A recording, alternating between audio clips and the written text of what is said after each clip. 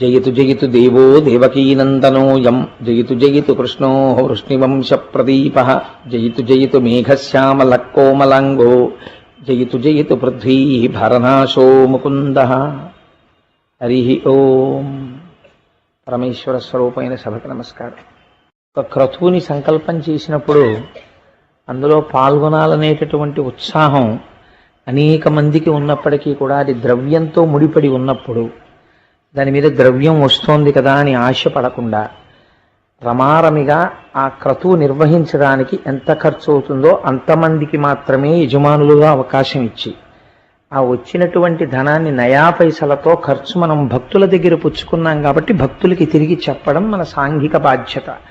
దాని చేత వారి యందు ఒక పూనిక పెరుగుతుంది. మనం ఇచ్చినటువంటి ద్రవ్యం దుర్వినియోగం కావడం లేదు అని ఒక నమ్మకం, ఒక విశ్వాసము కలగడానికి ఈ దేవస్థానం చేస్తున్నటువంటి ప్రయత్నం గోపాలకృష్ణ గారి చిత్తశుద్ధికి నేను బహుధా శ్లాఘిస్తూ ఈశ్వరుని యొక్క కృప వారి యందు ప్రసరించి చక్కగా ఇటువంటి నిబద్ధతతో వారు ఎన్నో కార్యక్రమాలు చేసి భక్తుల యందు ఒక గొప్ప పూనికని కల్పించేటటువంటి అదృష్టము, అటువంటి అవకాశము ఈ దేవాలయమునకు కలుగుగాక అని భగవంతుణ్ణి ప్రార్థన చేస్తున్నాను. నిన్నటి రోజున మనం ఆ శమంతకమణికి సంబంధించినటువంటి ఆఖ్యానమును వివరణ చేసి ఉన్నాను. అది ఎన్ని మలుపులు తిరుగుతూ ఉంటుందో ఆ ప్రతి మలుపు వెనకాతల మనిషి తెలుసుకోవలసినటువంటి రహస్యాలు ఎన్ని ఉన్నాయో ఒక్క మణి చిట్ట చివరికి ఐశ్వర్యం అనేటటువంటిది భక్తితో కలిసిన నాడు మాత్రమే ఉపశాంతి పొందింది. అక్రూరుడి దగ్గరికి వెళ్ళిన తరువాత ఆ మణి రోజుకి 8 బారువులు పెట్టినా 80 బారువులు పెట్టినా ఎవరికి ఏ ఇబ్బంది లేకుండా హాయిగా ఉండగలిగాడు. కాబట్టి ఆ స్థితిని ఆవిష్కరిస్తూ అటువంటి సన్నివేశాన్ని చూపించగలిగినటువంటి ఒక అద్భుతమైన శమంతకమణి ఉపాఖ్యానాన్ని నిన్నటి రోజున వివరణ చేసి ఉన్నాను. తదనంతరము కృష్ణ భగవానుడు బయలుదేరి ఇంద్రప్రస్థాన్ని చేరుకున్నాడు. చేరుకుని అక్కడ పాండవుల చేత సేవింపబడి కుంతీదేవి ఎప్పుడెప్పుడు చూసినా కూడా శ్రీకృష్ణ పరమాత్మని కేవలము ఏదో దేహబంధువుని చూసినట్లుగా చూడడం ఆవిడకి అలవాట్లేదు. ఆయన యందు పరమాత్మతత్వాన్ని ఆవిడ చూస్తుంటుంది. కుంతీదేవి చూసి స్తోత్రం చేస్తూ ఉంటుంది. అందుచేత కుంతీదేవి చేత, ధర్మరాజు చేత, ఇతర పాండవ ప్రముఖుల చేత స్తుతింపబడినటువంటి కృష్ణ పరమాత్మ నరనారాయణావతారముల కనుక అర్జునుని యందు ఆయనకున్నటువంటి ప్రీతి అటువంటిది. ఆయనకి సారథ్యం చేస్తూ ఉంటారు. దాని వెనకాతల ఉన్న రహస్యం వేరు. ఎత్ర యోగేశ్వర కృష్ణో ఎత్ర పార్థో ధనుర్ధర తత్ర శ్రీ విజయోభూతి ధ్రువానీతిర్మతిర్మమ. ఎక్కడైతే మన జీవన రథాన్ని నడపడానికి చోదకుడిగా, సారథిగా శ్రీకృష్ణ పరమాత్మ కూర్చుని ఉంటారో అక్కడ మనం వెనకాతల కూర్చుని మన రథాన్ని ఆయన నడిపిస్తున్నారు అని మనం నమ్మి ఆయనకి పగ్గాలు అప్పజెప్తే అటువంటి వాడికి జీవితంలో విజయం తప్ప అపజయము ఉండదు. కాబట్టి ఎప్పుడూ కృష్ణ పరమాత్మ అర్జునుడి యొక్క రథానికి సారథ్యం చేస్తూ ఉంటారు. అటువంటి మహానుభావుడు ఇంద్రప్రస్థమును చేరిన తరువాత ఒకానొకనాడు వేటకి బయలుదేరుదామన్నారు. ఇద్దరూ కలిసి వేటకి బయలుదేరారు. వేటాడారు. అనేకమైనటువంటి మృగములను వేటాడిన తరువాత డస్సిపోయారు. ఇద్దరూ కలిసి యమునా నది ఒడ్డున కూర్చున్నారు. అర్జునుడి జీవితం చాలా ఆశ్చర్యకరంగా ఉంటుంది. అందుకే భగవద్గీతలో ఒక మాట అడిగాడు, చిత్రమైన మాట ఒకటి. బహుశా అడగడం కూడా అర్జునుడికే చెల్లిందేమో అనిపిస్తుంది. పితేవ పుత్రస్య సఖేవ సఖ్యు ప్రియ ప్రియాయార్హసి దేవసోఢుం అంటాడు. నువ్వు ఈశ్వరుడవు, ఈ సమస్త బ్రహ్మాండములకు కూడా నీవే ఆదిదేవుడవు అన్న విషయం తెలియక నీతో నేను పరిహాసం ఆడాను, పరాచికం ఆడాను. బావా బావా అని స్వతంత్రంగా పిలిచాను.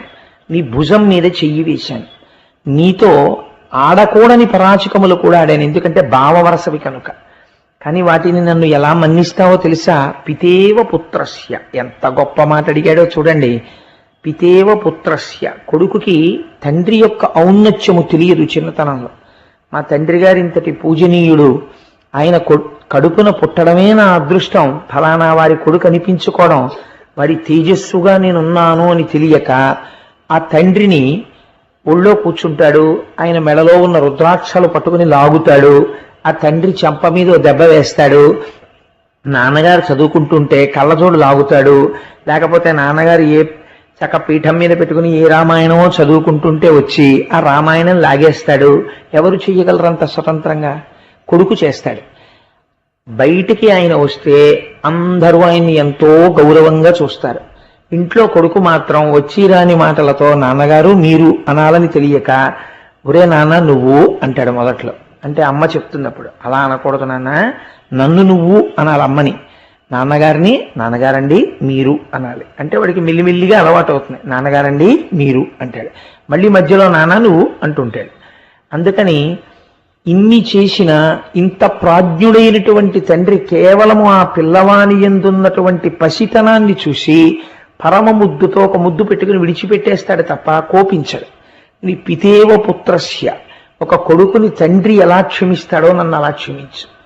సఖేవ సఖ్యు, నిజమైన స్నేహితుడికి ఉండవలసిన లక్షణం ఏమిటో తెలుసా అండి? తన స్నేహితుడు చేసినటువంటి దోషమును మన్నించాలి. మన్నించి తాను మళ్ళీ ఆ దోషం చేయకుండా చక్కటి మాటలతో అలా చేయకోయ్ అని చెప్పి అతని మనస్సు మార్చగలగాలి. నా సఖుడు నా స్నేహితుడు పక్కన ఉండగా నేను అతని గౌరవమునకు భంగము వాటిల్లేటట్టు ఇలా ప్రవర్తించడమా అని అవతల వారి మనస్సులో స్థానాన్ని కుదుర్చుకోవాలి. అలా స్నేహితుడు మన్నించినట్టు సఖేవ సఖ్యు ప్రియ ప్రియాయార్హసి దేవసోఢుం, ప్రియుడు ప్రియురాలిని మన్నించినట్లు. ప్రియురాలు ఒకనాడు ధూర్తతనంతో మాట్లాడుతుంది. ప్రణయ కోపంలో ఇవాళ వస్తుందో రేపు వస్తుందో మీరు చూద్దురు గాని కృష్ణుడు మాట్లాడతాడు రుక్మిణీదేవితో. చాలా ఆశ్చర్యకరమైనటువంటి మాట మాట్లాడతాడు. నీవు ఇష్టం వచ్చిన వారిని వెళ్ళి మళ్ళీ వివాహం చేసుకోవచ్చు రుక్మిణి, చాలా పొరపాటు చేశాను నిన్ను పెళ్లి చేసుకుని అంటాడు. అంటే ఆ తల్లి నిలబడినట్టే స్పృహ తప్పి కింద పడిపోయింది. అలా ఎందుకంటాడు అన్నది వేరే విషయం. అది చెప్పిన తర్వాత అయ్యో మహానుభావుడు కృష్ణ పరమాత్మ కారుణ్యమూర్తి అని మీరు అంగీకరిస్తారు, రుక్మిణీదేవి అంగీకరిస్తుంది, ఒప్పుకోక తప్పదు. ఆయన ఏం అలా అనవసరంగా మాట్లాడేవాడు కాడాయన. కాబట్టి ప్రియ ప్రియాయార్హసి, ప్రియురాలు ప్రియుడి పట్ల చేసినటువంటి దోషాన్ని మన్నించినట్లు. ఎందుచేత అంటే భార్య కాలు భర్తకి తగలదు కదా, తగిలితే వెంటనే ఒకసారి కళ్ళకద్దుకుని నమస్కరిస్తారు. ఎందుకంటే గురువుతో సమానం, పతి సాక్షాత్ పరమేశ్వర స్వరూపం. కానీ ఒకచో కాలుకి తగిలినా అప్పుడు పట్టించుకోరు. కాబట్టి ప్రియ ప్రియాయార్హసి దేవసోడు, ప్రియురాలిని ప్రియుడు మన్నించినట్లు నన్ను పెద్ద మనస్సుతో మన్నించు. అందులో నిజంగా ఎన్ని చమత్కారములనో పెట్టి నన్ను ఇలా మన్నించు అని 3 స్థాయిల్లో 3 ఉపమానములు చూపించి అడిగాడు అర్జునుడు. ఎంతటి మహద్భాగ్యాన్ని పొందాడంటే, ఇద్దరికీ దాహం వేసింది వేటకెళ్ళినప్పుడు. ఇద్దరూ వెళ్ళి యమునా నది దగ్గర ఇద్దరూ కలిసి దోషిళ్లతో నీళ్లు తీసుకుని తాగారు. ఏమదృష్టం! మనం ఏ కాశీ పట్టణానికో వెళ్ళి గంగానదిలో స్నానం చేస్తుంటే, మనం ఇక్కడ స్నానం చేస్తుంటే పైన ఒక పీఠాధిపతులు చంద్రశేఖర పరమాచార్య స్వామి వంటి వారు వచ్చి ఆయన సత్యదండాన్ని నీటిలో ముంచి ఆయన స్నానం చేస్తున్నారనుకోండి, కింద మీరు స్నానం చేస్తున్నారనుకోండి, అసలే గంగ ఆ పైన చంద్రశేఖరుల యొక్క శరీరమునకు తగిలి మనకి తగులుతోంది. ఆనాడెంత పరవశం పొందుతాం! ఏమదృష్టం! జీవితంలో రాసుకుని ఉంచుకుంటాం. ఫలానా అప్పుడు కాశీ వెడితే చంద్రశేఖరులు పైన స్నానం చేస్తుంటే కింద నేను స్నానం చేశాను. వారి శరీరమునకు తగిలి వారి శరీరమునకు అలదబడినటువంటి విభూతితో కరిగినటువంటి జలములు నన్ను స్పృశించాయి. కాబట్టి నేను మహద్భాగ్యమును పొందాను అనుకుంటాం ఆ రోజున. అలా యమునా నదిలో కృష్ణుడితో కలిసి దోషిళ్లతో నీళ్లు తీసుకుని తాగాడు అర్జునుడు. పొంగిపోయారు పోతన గారు. ఇద్దరూ ఒడ్డున కూర్చున్నారు. కూర్చుని అప్పటిదాకా వేటాడి అలిసిపోయారు. రథాల్లో వేసి ఆ వేటాడినటువంటి మృగములనన్నింటినీ కూడా ఇంద్రప్రస్థానికి పంపించారు. ఇలా మాట్లాడుకుంటుండగా యమునా నదిలోంచి ఒక స్త్రీ బయటికి వచ్చింది. ఆవిడ మంచి నిండు యవ్వనంలో ఉంది, మహాసౌందర్యవతి. ఆవిడ ఒడ్డును తిరుగుతుంటే అర్జునుడు వెళ్ళి పలకరించాడు. అమ్మా, నువ్వు చాలా అందగత్తెవి, మంచి యవ్వనంలో ఉన్నావు. నిన్ను చూస్తుంటే, నీ ప్రవర్తన చూస్తుంటే నువ్వు వివాహమునందు ఆసక్తిని కుదురుకొన్నదానిలా ఉన్నావు. కాబట్టి నువ్వు ఎవరిని వలచి ఈ ప్రాంతమునందు తిరుగుతున్నావో తెలియచేయవలసింది అని అంటే ఆవిడ ఒక చిత్రమైనటువంటి జవాబు చెప్పింది. నేను సూర్యనారాయణమూర్తి యొక్క కుమార్తెని, నన్ను కాళింది అంటారు. నేను ఈ యమునా నదిలో ఉంటుంటాను. నాకు నా తండ్రి నేను జన్మించినప్పుడు ఒక మాట చెప్పాడు. యమునా నది ఒడ్డున ఒక రోజున దాహం వేసి కృష్ణ పరమాత్మ దాహార్తి తీర్చుకోవడానికి వచ్చి నీరు తాగుతారు. ఆనాడు నిన్ను చూస్తారు. చూసి నిన్ను పరిణయం చేసుకుంటారు అని మాట మా తండ్రి గారు నాకు చెప్పి ఉన్నారు. అందుచేత నేను కృష్ణుండి భర్తగా పొందడానికి ఈ ఒడ్డున తిరుగుతున్నాను అంది. వారే కృష్ణ పరమాత్మ అని చెప్పి ఆ రోజున మళ్ళీ ఇంద్రప్రస్థానికి ముందావిణ్ణి పంపించి ఆ తర్వాత ద్వారకా నగరానికి తీసుకెళ్లి కృష్ణ పరమాత్మ కాళిందిని వివాహం చేసుకున్నాడు. అందుచేత ఆయనకి ఇప్పుడు భార్యలు ఎంతమంది అయ్యారు ఇప్పటికి మనకి తెలిసి? ఒకరు రుక్మిణి, 2 సత్యభామ, 3 జాంబవతి, 4 కాళింది. ఇప్పటికి 4 అయ్యారు.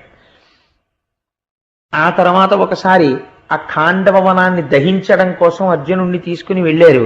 తీసుకుని వెళ్ళి ఖాండవవన దహనం అయిపోయిన తరువాత అగ్నిహోత్రుడు సంతోషించి గాంధీవాన్ని అక్షయబాణ తూణీరాల్ని అర్జునుడికి బహూకరించాడు. కృష్ణుడు పక్కన లేకపోతే అర్జునుడికి శత్రు సంహారం చెయ్యగలిగిన ఇంత సామాగ్రి రావడం కూడా కష్టమే. తాను శత్రు సంహారం చేశాడు. శత్రు సంహారానికి అనువైన రీతిలో అర్జునుణ్ణి మలచుకున్నాడు. ఇది కృష్ణుడి యొక్క గొప్పతనం. తదనంతరమునందు ఆ మయుడనబడేటటువంటి ఒక రాక్షసుడు ఆ ఖాండవవనం దహింపబడుతుంటే రక్షింపబడ్డాడు కృష్ణార్జునుల చేత. ఆయనే మయసభని నిర్మించి పాండవులకు కానుకగా ఇచ్చాడు. ఆ మయసభలోనే దుర్యోధనుడు నీరు ఉన్నటువంటి సరోవరము అనుకుని నీరు లేని సరోవరం అనుకుని కాలు వేసి భ్రంశమును పొంది ఆ తర్వాత జరిగినటువంటి కథ మీకు తెలుసు. అది భారతంలో చాలా పతాక స్థాయి సన్నివేశానికి కారణమైంది. అది ఈ ఖాండవ వనదహనంలో తృప్తి పొందినటువంటి మయుడు నిర్మించి ఇచ్చినటువంటి సభయే మయసభ. అందుచేత అప్పటికి కాళిందీ వివాహం పూర్తయింది. ఆ తర్వాత అవంతి రాజ్యాన్ని పరిపాలిస్తుండేవారు విందాన విందులు అనబడేటటువంటి ఇద్దరు. వీళ్ళ తల్లి గారు ఒక ఆవిడ ఉండేది. ఆవిడ పేరు రాజాధిదేవి. చిత్రమైన పేరు. ఎక్కడ నేను లోకంలో ఎక్కడా వినలేదు ఈ పేరుని. రాజాధిదేవి ఆవిడ పేరు. ఆవిడ శ్రీకృష్ణుడికి మేనత్త గారు. ఆ రాజాధిదేవికి ఒక కుమార్తె ఉండేది. ఆవిడ పేరు మిత్రవింద. ఈ మిత్రవిందని ఆమె సోదరులైనటువంటి ఈ విందాన విందులు దుర్యోధనుడికి ఇచ్చి వివాహం చెయ్యాలి అని సంకల్పం చేశారు. వాళ్ళకెందుకో కౌరవులంటే ప్రీతి. కానీ కృష్ణ పరమాత్మ తన మేనత్త కూతురైనటువంటి మిత్రవిందని వివాహం చేసుకోవాలి అన్న సంకల్పంతో విందాన విందులు స్వయంవరం ప్రకటిస్తే ఆ స్వయంవర మంటపానికి చేరుకుని రాజులందరినీ కూడా పరిమార్చి ఆ స్వయంవర మంటపంలో మిత్రవిందని తన భార్యగా స్వీకరించాడు. కాబట్టి ఇప్పటికి ఎంతమంది అయ్యారు? 5. కాబట్టి ఆ తర్వాత కోసల రాజ్యాన్ని పరిపాలిస్తుండేవాడు నగ్నజిత్తు అనబడేటటువంటి రాజు. ఆయనకి ఒక కుమార్తె. ఆమె పేరు నాగ్నజితి. నగ్నజిత్తు కుమార్తె కాబట్టి ఆవిడికి నాగ్నజితి అని పిలిచారు. ఆయన ఒక చిత్రమైనటువంటి షరతు పెట్టాడు. నా కుమార్తెని ఎవరు వివాహం చేసుకోవాలనుకుంటున్నారో వారు నా దగ్గర 7 పొగరుబోతు ఎద్దులు ఉన్నాయి. ఈ 7 పొగరుబోతు ఎద్దుల్ని విడిచిపెడితే అవి కుమ్మేస్తాయి అవతలవాణ్ణి. ఈ 7 ఎద్దుల్ని కూడా పొగరనిచి ఎవరు గెలుస్తాడో అటువంటి వాడికి మాత్రమే నా కుమార్తె అయినటువంటి నాగ్నజితిని ఇచ్చి వివాహం చేస్తాను అన్నాడు. కృష్ణ పరమాత్మ ఆ కోసల రాజ్యాన్ని చేరుకుని ఈ 7 ఎద్దుల్ని కూడా వాటి పొగరనిచి ఆ 7 ఎద్దుల్ని కూడా ఓడించి వీర్యశుల్కగా ప్రకటింపబడినటువంటి ఆ నాగ్నజితిని అంటే పరాక్రమ నాగ్నజితిని తన భార్యగా స్వీకరించారు. ఆ తరువాత కేకయ దేశాన్ని పరిపాలించేటటువంటి రాజు యొక్క కుమార్తె కృష్ణ భగవానుడికి వేరొక మేనత్త. ఆవిడ పేరు శృతకీర్తి. ఆ శృతకీర్తి యొక్క చెల్లెలు, ఆ శృతకీర్తి యొక్క కుమార్తె ఆవిడ పేరు భద్ర. ఆ భద్ర అనబడేటటువంటి ఆవిడ్ని శత్రువులందరినీ పరిమార్చి ఆవిడికి చిన్నతనం నుంచి కృష్ణుడిని వివాహం చేసుకోవాలని కోరిక. ఆ భద్ర అనబడేటటువంటి కన్యని వివాహం చేసుకున్నారు. తదనంతరము మద్రరాజకుమార్తె అయినటువంటి లక్షణ అనబడేటటువంటి కన్యని వివాహం చేసుకున్నారు. అలా కృష్ణ భగవానుడికి 8 భార్యలయ్యారు. 8 భార్యలతో సర్వ సంపదలతో భగవానుడు తులతూగుచున్నాడు. రుక్మిణి, సత్యభామ, జాంబవతి, కాళింది, మిత్రవింద, నాగ్నజితి, భద్ర, లక్షణ. ఈ 8 ఆయన భార్యలు. అయితే 8 భార్యలు అని చెప్పడం వెనకాతల ఒక రహస్యం ఒకటి ఉంటుంది. ఆయనకి కృష్ణ భగవానుడికి మీకు నేను ఏదో ఒక రోజున ఉపన్యాసంలో చెప్పాను. నిజంగా కృష్ణ భగవానుడు ఏదో ఇంతమంది స్త్రీలని వివాహం చేసుకుని దక్షిణ నాయకుడై వీళ్ళందరితో సరస్సల్లాపాలతో గడపాలని వచ్చినటువంటి అవతారం కాదది. కృష్ణ పరమాత్మ యొక్క అవతారాన్ని అర్థం చేసుకోవడం చాలా కష్టం. కాబట్టే భాగవతము తెలిసి పలుకుట కష్టంబు శూలికైన దమ్మి చూలికైన విభుధ జనుల వలన వినినంత కనినంత తెలియవచ్చినంత తేటపరుతూ అంటారు. పోతన గారంతటి వారంతా మాట అన్నారు, భాగవతాన్ని అర్థం చేసుకోవడం కానీ, భాగవతాన్ని చెప్పడం కానీ, భాగవతాన్ని తెలుసుకోవడం కానీ చాలా కష్టం. కాబట్టి భాగవతం వినే వాళ్ళకు ఒక లక్షణం ఉండాలి అని చెప్తారు. భాగవతం వినేటప్పుడు మనస్సు పెడదారి త్రొక్కకూడదు. కృష్ణుడికి ఎందుకండి ఇంతమంది పెళ్ళాలు, 80 పెళ్ళాలు ఏమిటండి అని ఒక ఆలోచన వచ్చింది అనుకోండి, వెంటనే మీ మనస్సు ఒక తప్పు త్రోవ పట్టినట్టు. ఎందుచేత అంటే ఈశ్వర చేష్టితమును మీరు అర్థం చేసుకోలేకపోయారు. భగవంతుని యొక్క లీలా విలాసం అంత తేలిగ్గా అర్థమయ్యేది కదా. ఆయనకి 80 భార్యలు ఉన్నారనుకోండి, మన ఎప్పుడన్నా వచ్చి ఏమంటే కొంచెం డబ్బు అవసరంగా ఉంది, ఒక ఆవిడికి ఆ పిల్లలకి ఫీజు కట్టుకోవాలో 100 రూపాయలు ఇమ్మంటే పోనీ మనం అడగచ్చు, 80 పెళ్ళాలి ఎందుకయ్యా నీకని. ఆయన ఎప్పుడూ మనం అడగలేదు కదా, ఎందుకు వచ్చిన గొడవ, ఓ నమస్కారం పెడితే గొడవ వదిలిపోతుంది. కాబట్టి భాగవతం వినేవాడు అర్థం చేసుకోలేని స్థితి ఉంటే పెద్దలు ఏం చెప్పారంటే ఇది పరమాత్మ లీల, భక్తితో నమస్కరించు. మనం ఆకలేసింది అనుకోండి, ఇంత పదార్థం తినేస్తే మన ఆకలి తీరిపోతుంది. అగ్నిహోత్రుడు ఉన్నాడు అనుకోండి, ఎంత పదార్థం తినేసినా ఆకలి తీరిపోయిందని అనిపించదు. అదేమిటండి అలా ఎలా జరుగుతుంది అంటే అంతే, అది అగ్నిహోత్రుడి యొక్క ధర్మం, ఈశ్వరుడు యొక్క ధర్మం అలా ఉంటుంది. కాబట్టి ఈశ్వరుణ్ణి అలా అర్థం చేసుకోవడం ప్రారంభం చేస్తే మనస్సు పెడత్రోవ పట్టే అవకాశం ఉండదు. 1. 2, తెలుసుకోవాలన్న జిజ్ఞాస ఉందనుకోండి, తెలుసుకోవడం తప్పు కాదు. 80 భార్యలు అన్న మాట ఎందుకు వాడతారో తెలుసా అండి? మీరు కొంచెం జాగ్రత్తగా వింటే మీకు రహస్యం అర్థమైపోతుంది. భార్య అన్న శబ్దము చేత 6 లక్షణములను ఆవిష్కరిస్తారు. నేను ఒక స్త్రీని చూపించి ఈమె నా భార్య అని నేను అన్నాను అనుకోండి, ఈమె నా భార్య అనడంలో నేను ఈవిడ నా భార్య అని చెప్తున్నాను అన్నప్పుడల్లా దాని అర్థం ఏంటంటే ఆమె నాతో 6 సంబంధములను కలిగి ఉన్నది అని. ఈ 6 వేరొక పురుషుని ఎందా స్త్రీకి ఉండవి. 1, వాడికే చెందిన దానను. ఇదే భారతీయ స్త్రీకి ఉన్న గొప్పతనం. అందుకే మంగళసూత్రం కట్టి జీలకర్ర బెల్లం పెట్టి సప్తపది మంత్రంలో ఆ సఖ్యం కోసమని 7 అడుగులు వేయగానే ఇంటి పేరు వదిలిపెట్టేస్తుంది, గోత్రం వదిలిపెట్టేస్తుంది, తన పుట్టింటిని వదిలిపెట్టేస్తుంది. ఎవరైనా ఆవిడికేం తెలియదు. తెర ఇప్పుడంటే పెళ్లి చూపులు, పూర్వం అసలు పెళ్లి కొడుకు పెళ్లి కూతుర్ని చూడడం అన్నది ఎప్పుడో తెలుసా అండి? తెర పట్టిన తరువాత తెర ఎత్తుతారు సుముహూర్తానికి. సుముహూర్తానికి తెర ఎత్తినప్పుడే నేత్ర నిమీలనం. తెలియక పొరపాటున ఒకే వేదిక మీద ఇద్దరిని పక్క పక్కన కూర్చోపెట్టడం అనేది జరగకూడదు. అందుకే మనకి ధర్మశాస్త్రంలో వివాహం అయ్యేంత వరకు పక్క పక్కన కూర్చోపెట్టారు. ఎందుకు కూర్చోపెట్టకూడదో తెలుసా అండి? ఆ భావన వారికి రాకూడదు. ఎందుకంటే పెద్దలు మాట ఇచ్చి ఉండవచ్చు, కానీ ధర్మపత్ని ఎడమ పక్కన కూర్చోవడం అనేటటువంటిది సప్తపది అయిపోయిన తర్వాత మాత్రమే కూర్చోపెట్టాలి. అంతకు ముందు కూర్చోపెట్టడానికి నైతికమైన శాస్త్రీయమైన అధికారం ఎక్కడుంది నాకు చెప్పండి? పెద్దలందరూ ఉండి పొరపాటు చేయిస్తున్నట్టు అవుతుంది. తప్పు కదా, అలా చేయించచ్చా? పెద్దలుండి చేయించకూడదు. కాబట్టి ఒక పీట మీదకి ఎప్పుడు తీసుకొస్తారంటే జీలకర్ర బెల్లం పెట్టేసిన తర్వాత మంగళసూత్రధారణం అయిపోయిన తర్వాత తీసుకొచ్చి అప్పుడు కూర్చోపెడతారు ఎడం పక్కన. అప్పటి వరకు కూర్చోపెట్టారు స్త్రీని.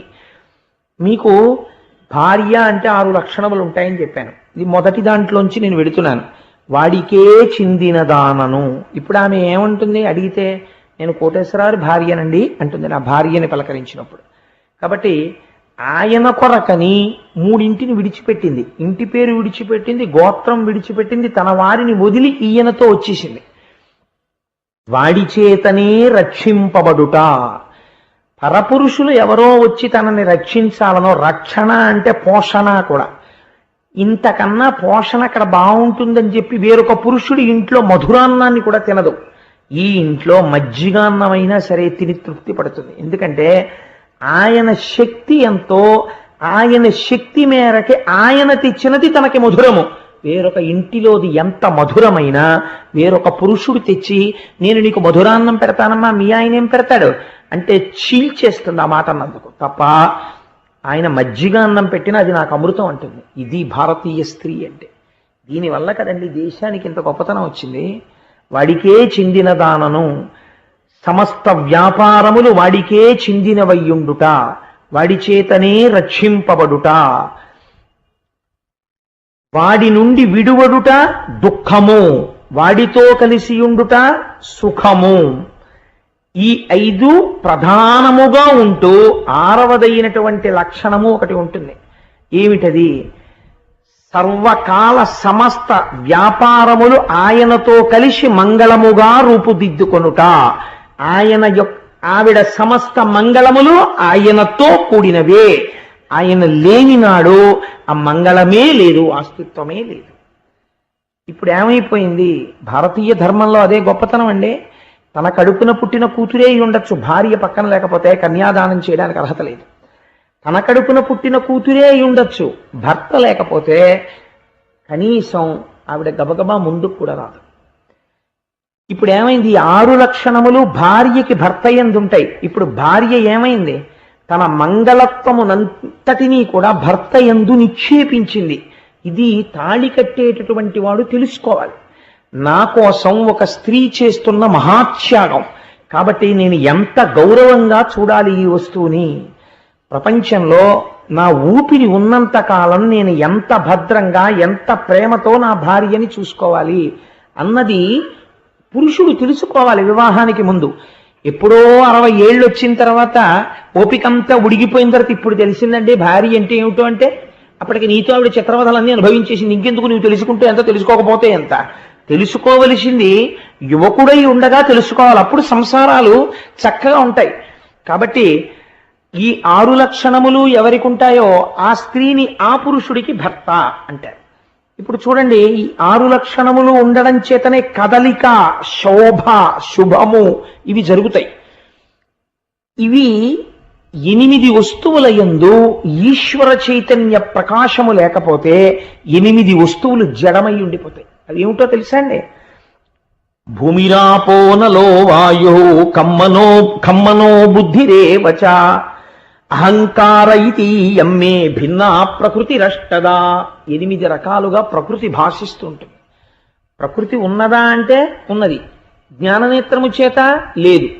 జడమైన ప్రకృతికి చైతన్యము దేని వలన కలిగినది అంటే, రైలు కంపార్ట్మెంట్లు 23 కంపార్ట్మెంట్లు పెట్టేశారు, ఎవడి బెర్తులు వాడు ఎక్కేశాడు. వాళ్ళకి అలాట్ చేసినవే S1 కోచ్లో 32వ బెర్త్. వాడు ఎక్కాడు, పడుకున్నాడు, హాయిగా నిద్రపోతున్నాడు. అమ్మయ్య తిరుపతి వెళ్ళిపోతున్నాం అనుకున్నాడు. మంచి నిద్రలో ఉన్నాడు. తెల్లవారి నిద్ర లేచాడు. నాకు ఒకసారి అయింది ఇలాంటిది, విచిత్రమైనటువంటి విషయం. ఆ తెల్లవారి నిద్ర లేచి ఇదేంటి తిరుపతి వచ్చేసిందా అని కిటికీ ఎత్తి చూశాడు. తీరా చూస్తే ఏలూరులో ఉన్నాడు. ఇదేంటండి ఏలూరులో ఉంది ఏమిటండి రైలు అన్నాడు. ఏలూరులో ఉంది ఏమిటి రైలు అంటే, ఇంజిన్ ఫెయిల్ అయిపోయింది, ఇంకో ఇంజిన్ దొరకలేదు, అందుకని చెప్పి ఈ ట్రైన్ ఇలాగే ఉంది. ఇంజిన్ ఫెయిల్ అయిపోయింది అనుకోండి, బోగీలు ఎన్ని ఉంటే ప్రయోజనం ఏముంది? అక్కడే ఉంటాయి. That which pulls is called the power. ఏది కదుపుతుందో దానికి పవర్ అని పేరు, ఏది లాగుతుందో అది ఇంజన్. ఈశ్వరుడు పురుషుడై దాని యందు ప్రవేశించి కదుపుతాడు 8. అవే పంచభూతములు: పృథివీ, ఆపస్, తేజో, వాయు, ఆకాశములు. భూమిరాపోనలో వాయు కమ్మనో బుద్ధిరేవచ అహంకార ఇతీయమ్మే భిన్నా ప్రకృతి రష్టదా. మనో, బుద్ధి, అహంకారములు. మనస్సు కూడా జడమే. మనస్సు అప్పటి వరకు ఉంటుంది, ఊపిరి వెళ్ళిపోయింది అనుకోండి, ఏది మనస్సు? బుద్ధి ఏది? అహంకారం ఏది? నేనన్న భావన ఏది? ఈ 8 ఎప్పుడు కదులుతున్నాయి? ఈశ్వరుడు లోపల ఉన్నప్పుడే కదులుతున్నాయి. కాబట్టి 8ంటికి భర్త ఎవరు? ఈ 8ంటికి మంగళత్వం ఎప్పుడుంది? ఈయన ఉంటే ఉంది. ఈయన లేడనుకోండి, 8ంటికి మంగళత్వం ఉందా? లేదు. అప్పటి వరకు శివం శివం శివం అంటారు. అందులో ఉన్నటువంటి శివుడు వెళ్ళిపోయాడు. వెళ్ళిపోతే ఇప్పుడు దానికి తలకట్టు పైకి లేస్తుంది. ఇప్పుడు అదేమిటి? శవం. ఇప్పుడు 4 కన్నులు ఉన్నాయి, చాలా అందం ఉంది, అందులో పృథి ఉంది, అపస్సు ఉంది, తేజస్సు ఉంది, ఇంకా కొద్దిగా వేడుంది శరీరంలో. అయినా ఎందుకైనా పనికొస్తుందా? పూజపీఠల మీద కూర్చోపెడతారా? లేకపోతే ఆ ఇంట్లో ఏదైనా వ్రతం చెయ్యొచ్చా? ఎందుకు పనికిరాదు. ఎందుకైపోయింది? ఈ 8 సంఘాతమైన ఈ శరీరము, ఇందులో ఏముంది? పృథి ఉంది, జలం ఉంది, అగ్ని ఉంది, ఆకాశం ఉంది, తేజస్సు ఉంది, వాయువు ఉంది. వీటితో పాటు మనోబుద్ధి అహంకారములు ఉన్నాయి. ఈ 8 సంఘాతమే ఈ శరీరము. ఇది కావచ్చు, పిపీలికాది పర్యంతంలో ఏదైనా కావచ్చు. ఈ 8ంటికి ఈ చైతన్యమునిచ్చిన వాడెవరు? భూమిగా జడము. భూమికి మొలకెత్తే శక్తి ఎక్కడి నుంచి వచ్చింది? ఈశ్వరుడు దాని యందు చైతన్య రూపంగా ఉన్నాడు కాబట్టి ఇప్పుడు ఈ 8ంటిని కదుపుతున్న వాడెవడో వాడు పురుషుడు. కాబట్టి కృష్ణుడు 7గురిని చేసుకోకూడదు, 9గురిని చేసుకోకూడదు, 8గురిని చేసుకోవాలి. కాబట్టి ఇప్పుడు కృష్ణుడికి ఎంతమంది భార్యలు? అష్టమహిషులు, 8 భార్యలు. ఇది తప్ప అందులో ఉన్న రహస్యం కృష్ణుడికి ఏదో సరదా పుట్టి కనపడ్డ వాళ్ళందరి దగ్గరికి వెళ్ళి పెళ్లి చేసుకుని 8 పెళ్ళాల కింద చేసుకున్నాడండి అని మీరు అన్నారనుకోండి, మీరు జ్ఞానస్థాయిలో దాన్ని దర్శనం చెయ్యలేకపోయారు. ఏమంటే మీరు ఏదో చెప్పారు, భూమిరాపో నలో వాయు అన్నారు, అష్ట ప్రకృతులు అన్నారు, పరాప్రకృతి అపరాప్రకృతి ఏదో చెప్పారు, కానీ మా తలకెక్కలేదండి. ఏం పర్వాలేదు, ఎక్కకపోతే ఏవో 8 ఉన్నాయి మొత్తానికి వాడు కదుపుతాడు. వాడు సౌశీల్యుడు. భార్య భర్త ఎంత మంగళమో 8 పట్ల వారంత మంగళమో. ఒక నమస్కారం చెయ్యి, అర్థం చేసుకున్న వాడికి ఎంత పుణ్యమో భక్తితో నమస్కరించి నీకంతే పుణ్యం. అందుకే భాగవతాన్ని 2 స్థాయిల్లో వినాలని చెప్తారు. అర్థమైన చోట జ్ఞానిగా విను, అర్థం కాని చోట భక్తుడిగా విను, ఎలా అయినా ఉద్ధరింపబడతావు. 2 కాకపోతే భ్రష్టుడు అవుతావు. కాబట్టి అలా అష్టమహిషులతో మహానుభావుడు 8 చాలా సంతోషంగా ఆనందంగా కాలం గడుపుతుండగా ఒక చిత్రమైనటువంటి విషయం జరిగింది. ఇది మీరు చాలా గమ్మత్తుగా జరిగినటువంటి విశేషం. నేను మీకు కొంత ఉపోద్ఘాతాన్ని అందించగలిగాను అనుకోండి, మీరు దాన్ని చాలా జాగ్రత్తగా గట్టిగా ఒడిసి పట్టుకుంటారు. ఇది బంగారం జారిపోకూడదని. కృష్ణ భగవానుడు తనంత తానుగా శక్తివంతుడు కదండి. నేను మీకు చెప్పాను కదా, 8 యందు ప్రవేశించిన వాడెవరు? కృష్ణుడు. కాబట్టి కృష్ణుడు లేనినాడు ఆ అష్టప్రకృతులకి కదలిక లేదు కదా. లేనప్పుడు కృష్ణుడు కన్నులు తెరవని కడు చిన్ని పాపడై దానవి చనుబాలు త్రావి చంపే, ఇంకా కనురెప్పలు కూడా తెరవనటువంటి పిల్లవాడిగా ఉండగా పూతనా సంహారం చేశాడు. ఎందరో రాక్షసుల్ని పరిమార్చాడు. అటువంటి కృష్ణుడు ఒక్క నరకాసురుణ్ణి సంహరించడం విషయంలోకి వచ్చేటప్పటికీ సత్యభామని తీసుకెళ్ళాడు. 8 ఎవరినీ తీసుకెళ్ళలేదు, ఒక్క సత్యభామని తీసుకెళ్ళాడు. ఇలా రామాయణంలో దశరథ మహారాజు గారు తీసుకెళ్లారు ఒకసారి కైకమ్మని. చాలా ఉపద్రవం వచ్చింది అలా తీసుకెళ్ళేందుకు. అలా మళ్ళీ సత్యభామని కృష్ణ భగవానుడు తీసుకెళ్తున్నాడు. ఇప్పుడు కూడా ఏమైనా ఉపద్రవం ఉంటుందా అలాగా? లేకపోతే మనందరికీ కూడా ఏదైనా ఒక గొప్ప సందేశం ఏమైనా ఉంటుందా అంటే, మీరు బాగా జ్ఞాపకం పెట్టుకోండి, కైకమ్మని దశరథుడు యుద్ధానికి తీసుకెడితే రామాయణం అంతా వచ్చింది కదండి. భార్యతో యుద్ధానికి వెళ్ళాడు కాబట్టి రామాయణం వచ్చింది, లేకపోతే యుద్ధం లేదు, అసలు 2 వరాలు ఉండవు. లేదా సత్యభామతో భాగవతంలో కృష్ణుడు యుద్ధానికి వెళ్ళబట్టే మనకి దీపావళి పండగ మిగిలింది కదా. ఎప్పుడో ద్వాపర యుగంలో చంపాడు. కలియుగంలో ఇప్పటికీ ప్రతి ఏడాది మనం దీపావళి చేసుకుంటూనే ఉన్నాం. దీనికి ఏమైనా సందర్భం ఉందా? లేకపోతే ఇప్పుడు పూతనా సంహారం చేశాడండి. పూతనా సంహారం జరిగినటువంటి తిథి రోజున మనం ఎవరైనా ఏమైనా పండగ చేస్తామా? ఏమీ చెయ్యం. ఒకవేళ నేను మీకు ఆ తిథి చెప్పాను అనుకోండి, ఇవాళ పూతనా సంహారం జరిగిన రోజండి అని మీరు ఏమైనా చేస్తారా? ఏం చేయరు. లేకపోతే శకటాసుర భంజనం జరిగినటువంటి రోజు చెప్పాను అనుకోండి, చాలా తేలిక చెప్పేయడం. ఎందుకంటే కృష్ణుడి యొక్క జన్మతిథి చూసుకుని అక్కడి నుంచి రోజులు లెక్కడితే చెప్పేయచ్చు. కానీ మీరు చేస్తారా? చేయరు. కానీ ఆనాటి నుంచి ఈనాటి వరకు దీపావళి చేసేవాళ్ళు ఎవరో తెలుసా అండి? దేవతలు చేస్తారు, కాబట్టి మనం చేస్తాం. ఒక్క నరకాసురుడి విషయంలో ఎందుకు అలా దీపావళి చేస్తారు? దీపావళి అంటే ఏమిటి అసలు? ఇవాళంటే మనం దీపావళి అంటే ఏం చెప్తామంటే బాణసంచ మ్రోగించుట. ఆవళి అన్న శబ్దాన్ని ఎక్కడ ప్రయోగించినా వరుస అని అర్థం. దీపావళి అంటే దీపముల వరుస అని అర్థం. అంటే ఒక దీపం పెట్టడం కాదు, చాలా దీపాలు పెట్టాలి అని. అనేక దీపాలు వెలిగిస్తాం, అందుకని వరసలుగా దీపాలు కనపడతాయి కాబట్టి దీపావళి. కానీ అలా ఎందుకు చేశారు? దీపాలు వెలిగించడానికి నరకాసురుడు చచ్చిపోవడానికి ఏమైనా సంబంధం ఉందా? నరకాసురుడి కన్నా చాలా ఘోరమైన రాక్షసుడు ఎవరండి అసలు? రావణాసురుడు. రావణాసురుడు చచ్చిపోయిన రోజున దీపాలు వెలిగించట్లేదే మీరు? మరి నరకాసురుడు చచ్చిపోయిన రోజున దీపాలు ఎందుకు వెలిగిస్తున్నారు? ఏమైనా సందర్భం ఉండి వెలిగిస్తున్నారా? సందర్భం తెలియక వెలిగిస్తున్నారా? లేకపోతే అసలు అలా వెలిగించకపోయినా పర్వాలేదా? అయితే వెలిగిస్తే ఏమైనా జరుగుతుందా? సత్యభావం వెళ్ళడం వెనక అసలు ఏమైనా రహస్యం ఉందా? లేకపోతే చాలా క్యాజువల్గా నేను వస్తానండి సరదాగానంటే తీసుకెళ్ళాడా? పోనీ సరదాగా తీసుకెళ్ళాడు అనుకోండి, ఏమని చెప్పాలి? ఆల్ రైట్ సత్య వెనకాల కూర్చొని చూడు నేను యుద్ధం చేస్తానని చెప్పాలి. ఆవిడ మధ్యలో లేచి విల్లోసారి లగియంది. అంతకుముందు ఆవిడ యుద్ధం చేసినట్టు ఆయనకి తెలియదు, కృష్ణుడికి కూడా తెలియదు. ఎందుకంటే సత్యభామ అంతకుముందు యుద్ధాలు చేసినట్టు మీరు ఎక్కడన్నా చదివారా భాగవతంలో? ఏమీ లేదు. మరి ఏమి ఇప్పుడు ఒక చిత్రమైన విషయం ఉంటుందండి. ఎప్పుడైనా నేను అలా బజారుకి వెళ్తున్నాను అనుకోండి, ఏమండి నేను వస్తానంది అనుకోండి మా ఆవిడ, సరే సంతోషం రా అంటాను. లేకపోతే నేను అలా షికారుగా కాసేపు అలా వెళ్ళొస్తానే అంటే నేను వస్తాను షికారు అందనుకోండి, సరే రా అంటాను.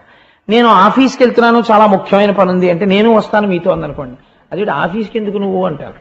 లేదు వస్తాను అని మారాం చేసింది అనుకోండి, ఒకవేళ ఫోన్లే వచ్చి ఏదో కాసేపు పక్కన కుర్చీలో కూర్చుంటుంది, ఏమో ఎందుకు వస్తానంటున్నా. తీరా వెళ్ళిన తర్వాత నేను రాస్తాను ఫైల్ ఇలా ఇవ్వండి అందనుకోండి, పంపలాడిపోతాయి. నువ్వు రాయడం ఏంటి ఫైలు, నువ్వు అలా రాయకూడదు, ఆఫీసులో నేనే రాయాలంతే, నాకు ఇచ్చింది ఉద్యోగం అందుకు అంటాను కదా. యుద్ధ భూమికి వెళ్ళినటువంటి వాడు భార్య యుద్ధం చేయగలదో లేదో చూసుకోకుండా అని ఏమన్నా ఇలా ఇవ్వండి సారా ధనస్సు నేను వేసేస్తాను బాణాలంటే తీసుకో సత్య అని వీళ్ళు ఇచ్చేస్తాడా? అప్పుడు వేయలేకపోతే బాణం ఏమవుతుంది? ఎదిరి బాణాలు ఎవరి మీద పడిపోతాయి? భార్య మీద పడిపోతాయి. అప్పుడు భార్యకి ఏమైనా అయితే కృష్ణుడిని ఏమంటారు రేపు పొద్దున్న లోకంలో?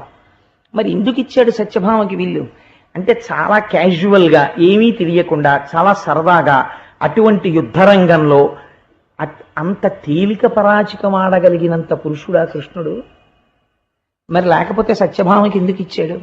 నరకాసుర వధ అంతేనా? దాని వెనకాతల ఏమైనా రహస్యం ఉందా? మీరు ఈ కోణంలో అవతరించండి, నేను ఒక ప్రయత్నం చేస్తాను దాన్ని ఆవిష్కరించడానికి, మీరు పట్టుకోవడంలో ఉంటుంది దాన్ని. కాబట్టి ఒకనాడు కృష్ణ భగవానుడు కొలువు తీరి ఉండగా దేవతలు, ఇంద్రుడు, దుర్వాసో మహర్షి వీళ్ళందరూ వచ్చారు. వచ్చి మహానుభావ కృష్ణ, నరకాసురుడు యొక్క ఆగడములు రోజు రోజుకి మితిమీరిపోతున్నాయి, దేవతల యొక్క తల్లి అయిన అదితి యొక్క కుండలములను తస్కరించాడు. ఇదొక చిత్రమైనటువంటి విషయం. రాక్షసుడన్నవాడు ఇంద్రసింహాసనాన్ని ఎత్తుకుపోయిన వాడిని మనం చాలా మందిని చూసాం.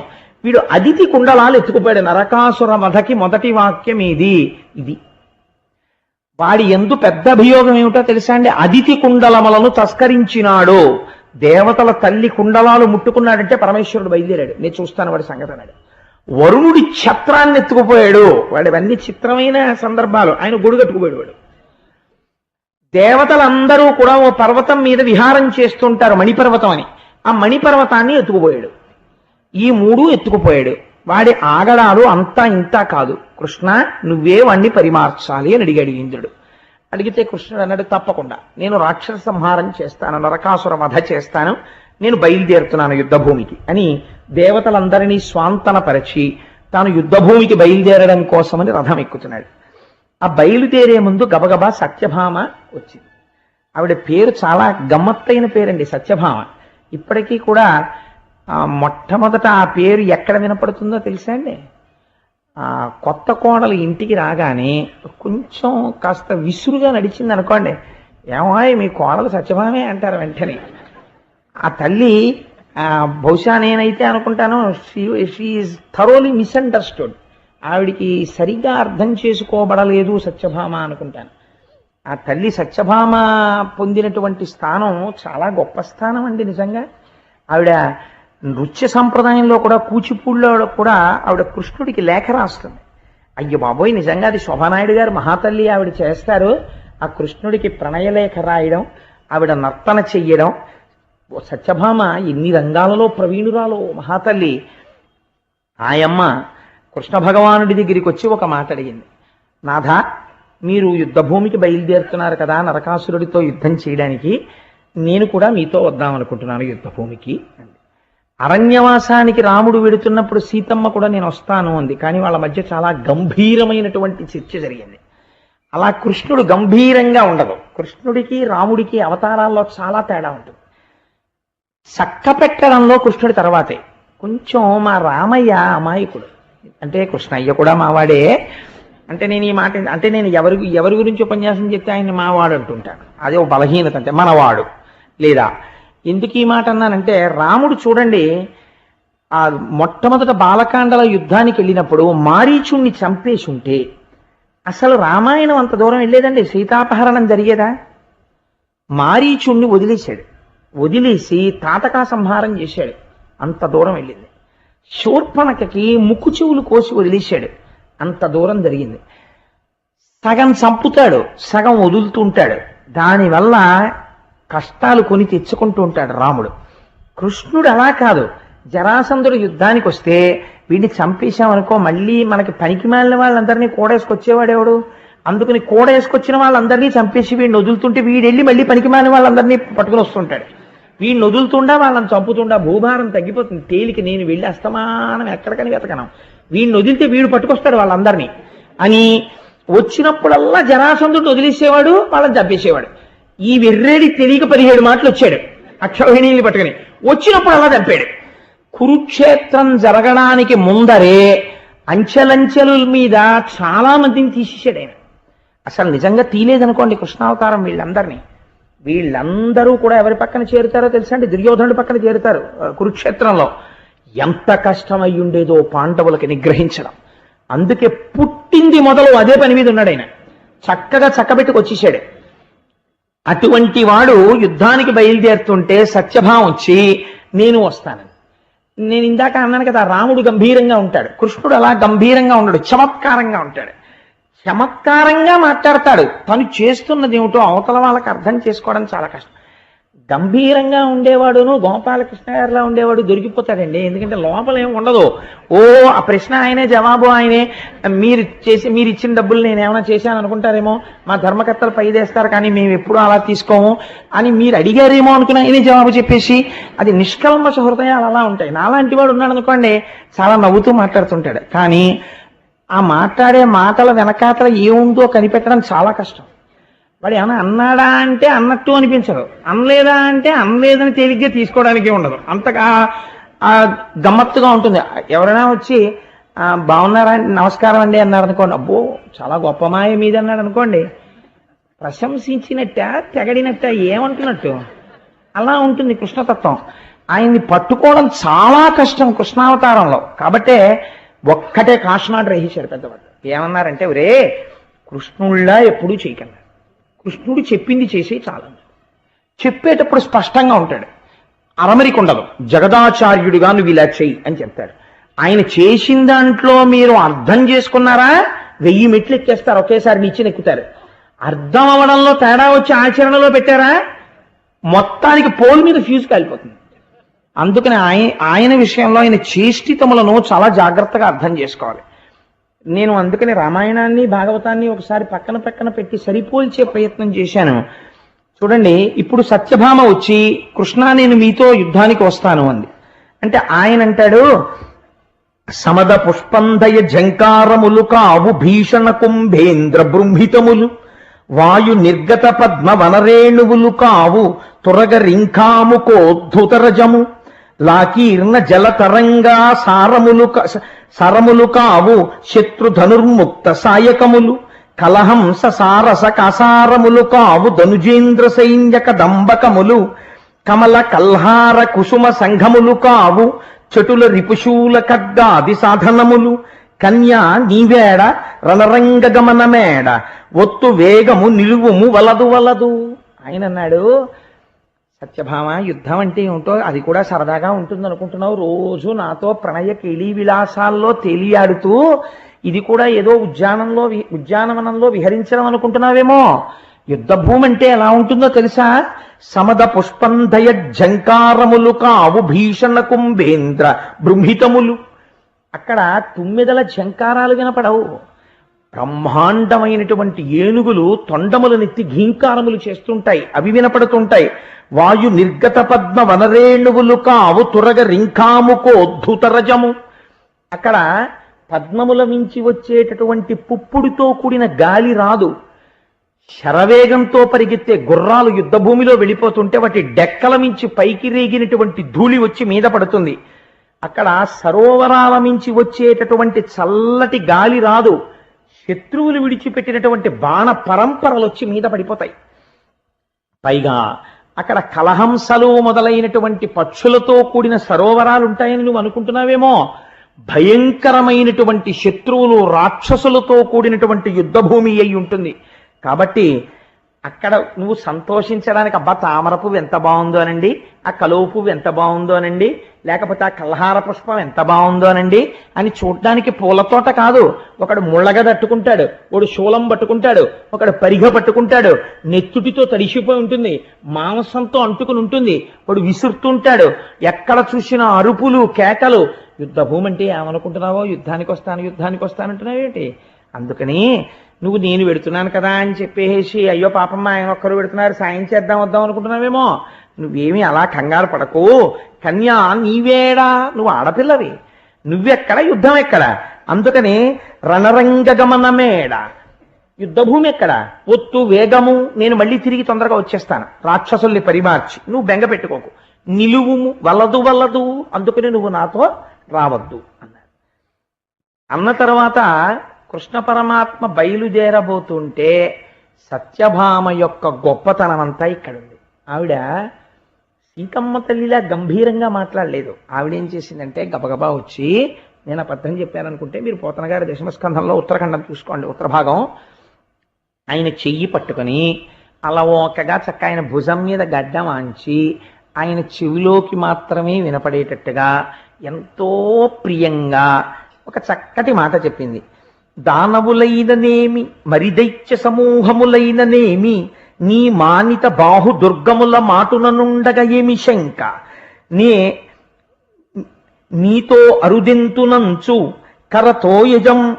కరతోయజమ్ములు ముకిళించి మృక్కెనం మానిని తన్ను భర్త బహుమాన పురస్సర దృష్టి చూడగన్. ఆ సత్యభామ ఆయన దగ్గరకొచ్చి ఆయన భుజం మీద గడ్డం పెట్టి వాలి, దానవులైననేమి, ఆ యుద్ధ భూమిలో ఉండేవాళ్ళు రాక్షసులే అనుకో, మరి దైత్య సమూహములైననేమి, అక్కడ దైత్య సమూహాలే ఉన్నాయనుకో, నాకేం భయమయ్యా, నీ మానిత బాహు దుర్గముల మాటననుండగనేమి శంక, నీ యొక్క భుజములనబడేటటువంటి దుర్గముల చాటున నేనుంటాను, నీ భుజాల వెనకాతల నేనుంటే నన్నెవరేం చేస్తారు? నీతో నరుదింతునంచు, కాబట్టి నాకు నీతో వచ్చి యుద్ధం చూడాలనుందయ్యా, నీ మీద నాకున్న నమ్మకం అటువంటిది.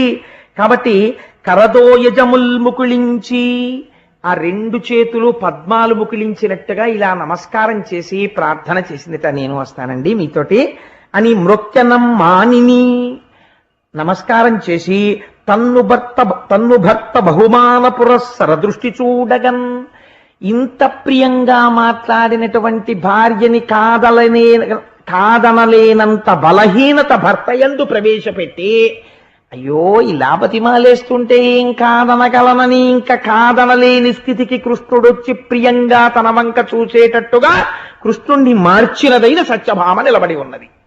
కాబట్టి ఆవిడ ఎటువంటి చతురత కలిగినటువంటి స్త్రీయో చూడండి. సరే, ఇద్దరు గరుత్మంతుడిని అధిరోహించారు, రమ్మన్నారు స్వామి. ఇద్దరు బయలుదేరారు, యుద్ధ భూమికి వెళ్ళారు. ప్రాగ్జ్యోతిషపురము అని ఆ ఊరి పేరు కూడా చాలా గమ్మత్తుగా ఉంటుంది. ఆ ప్రాగ్జ్యోతిషపురానికి చేరుకున్నారు. అక్కడ నరకాసురుడు పరిపాలన చేస్తున్నాడు.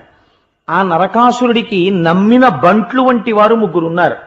ఒకడు మురాసురుడు, ఒకడు నిశుంభుడు, ఒకడు హయగ్రీవుడు. హయగ్రీవుడు అంటే నేను లక్ష్మీ హయగ్రీవ అవతారం గురించి చెప్పట్లేదు, రాక్షసుడు హయగ్రీవుడు.